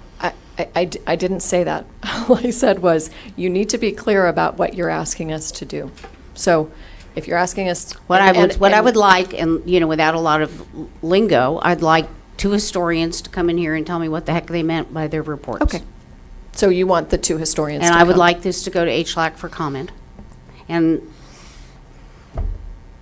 I'll go talk to the fire department. Thank you. So that means that the motion is to continue the item and come back with historians present so we can get their testimony and question them about the specifics of their reports. Thank you. And to have it go to HLAC prior to that hearing. Thank you. And then I'd be interested if Commissioner Idelson had something more that he wanted to bring Well, forward. let's have a second to your motion then. Is there someone who wishes to second the motion? Second. Now, we have discussion, and Commissioner Idelson had his light on. Well, motion's on the floor and motion seconded, so my statement would be inappropriate, except to say that I wanted to follow the staff report and follow the recommendations of the staff report, and to have prepared a motion that would have approved the project. That's inappropriate. Yeah, would you just clarify, Mr. Idelson, so your vote against the motion to approve the variance, No, which is I'm what the just staff saying that's why recommended? I had my light on, so I don't care to discuss any more until you call for the motion. But I am confused, if you don't mind clarifying. You just voted against approval of the variance, which was the staff recommendation. Mm-hmm. Was that because, Madam Was that Chair, if because I of the might? conditions that were The imposed? conditions that were imposed. Thank you. If you don't mind clarifying Yeah. your position, thank you. Okay, Madam Chair, yes, Commissioner Newman. I'm against the motion. We're here, we should make a decision, and laying it on the table for some indefinite time for purposes that are, in my mind, unclear is not serving our community. If it is a will of the majority of the commission that we deny this as presented, then let's do it and then permit an appeal to be taken. But I am against tabling the motion. Is there any further discussion? The only reason for the continuance is to allow the applicant a little bit more time to see if there's more room for them, because the variance denial will take them to a Board of Supervisors appeal, which is expensive. So I was trying to buy time to see if they had more, if they could really think this through and find a different avenue for themselves, so. In response, I can say, no matter what they might think through, no matter what they might do, no matter what they might say, they're going to need the variance that we're being asked to grant today. And we might grant it. So if we're not prepared to recognize that reality, which is the penultimate reality foisted upon us by, as everybody admits, unfortunate, undesirable circumstances, making this condition upon further whatever doesn't change that reality. And I'm prepared to address it by decision today. But if they were to come back and say they were willing to do a rehab so that it could retain some of its historic resource character, then that would certainly bring me around to voting for the variance. May I just ask Commissioner Brown, so your notion of further study would involve them changing the architectural design to bring it more into conformity with what was there previously, and that could not be accomplished by our conditions and recommendations to MBAR? That motion died, and so you ask for another motion. It seems to me that we're not ready to make a decision on this, so therefore, that's where my motion came from. And yes, I do find time between hearings makes often many things change. You've seen that too. Thank you. Well, I think we need to vote on the second motion, which is to continue the item and ask for the return of the item after it's been seen by HLAC and with the two historic resourcers present to make testimony. So I will have to I am calling the question. I'm just trying to figure out where I'm going to vote. Thank you. Let's do all in favor of the motion that has been put forth and seconded. Please signify by saying aye. Aye. Aye. All those opposed? Nay. Nay.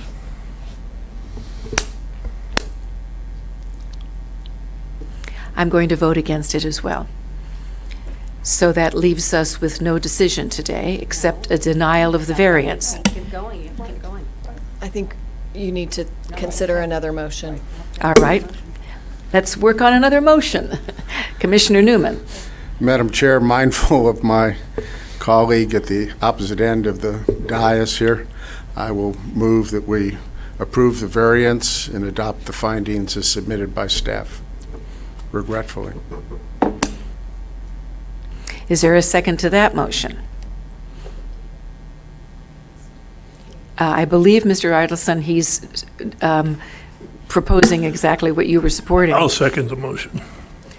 Thank you. Is there any further discussion?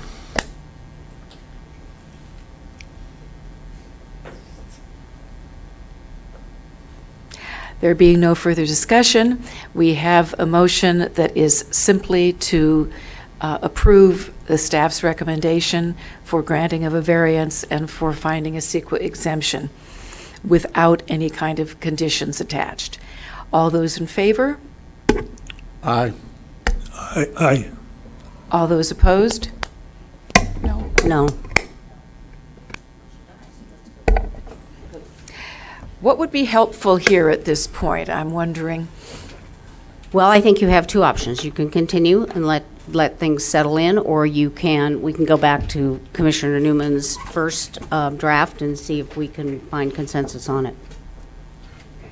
Madam Chair, another thought, if I could interrupt, would be in between the two motions would be to approve the project as presented before you, and as we've done it, as Assistant Director Black has mentioned, provide direction to staff to work with MBAR and to look at those 8 items that were listed in the post-Hazleton report.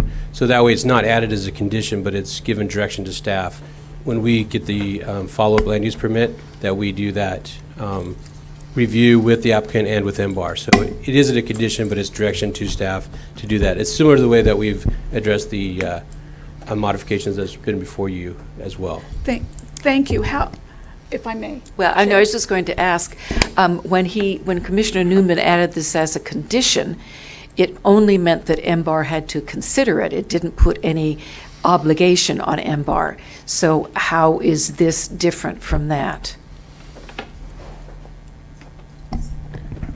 Madam Chair and members of the Commission, it's really semantic. So what it would do is it doesn't add it as a condition of approval where it's enforceable as far as the being a condition of approval, but it would still, we would get direction from you, the Commission, on how we would process the follow-up land use permit and taking it before MBAR. So in essence, it's going to accomplish the same thing, but it's how we go forward approaching it.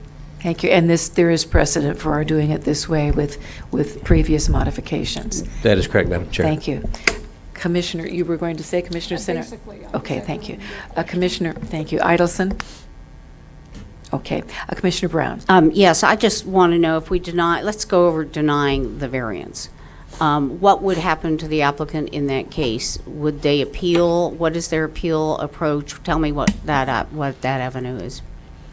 Madam Chair and Commissioner Brown, if the commission were to deny, first of all, we'd need findings for denial, which we would need to articulate, the commission would need to articulate. And then the applicant would be able to appeal to the Board of Supervisors.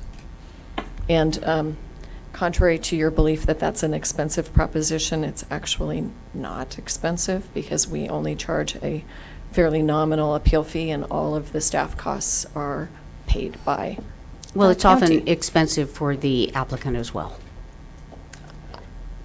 I'm just saying that their appeal, they pay more to sit in this hearing. Well, than that's they- what I mean. I mean, because they have to staff pay costs. their, that's what I'm saying. They're paying their costs too, though. They're Of paying course. their Of own course. technicians. Of That's what course. I'm Yes. saying. There is a There cost. are other costs. Yeah, there are other costs. I certainly agree with Commissioner Newman. We ought to be able to get this out of the room.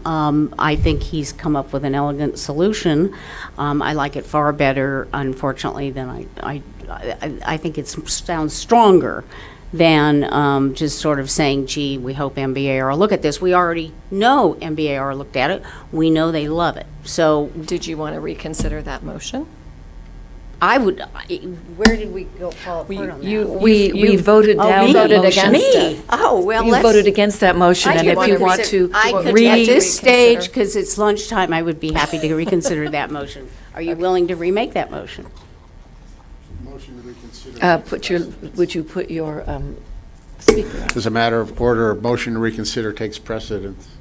So you need a second to your motion to reconsider. Thank you. I will second your motion to reconsider. Commissioner Newman, we need to vote on that. All in favor of reconsidering Commissioner Newman's motion, please vote for, signify by saying aye. Aye. Aye. Okay, we're all in agreement. Finally, Commissioner Newman, please. I will move, Madam Chair, that we adopt the findings as Attachment A and Attachment C, that we add as a third condition to Attachment B the language that I read into the record. Is there a second to that motion, please? I will second the motion. Thank you, Commissioner Brown. Is there any further discussion? Thank you. All those in favor of the current motion, please signify by saying aye. Aye. Aye. Aye. All those opposed? No. Thank you very much. The motion carries by a vote of 4-1. Now, I think it's time to adjourn for our retreat. Is that correct? Thank you very much to the applicants. So Madam Chair, the commission will be reconvening in the Riviera Conference Room, and the public is welcome to attend, and you will be happy to know we have lunch waiting. Excellent. Thank you very much.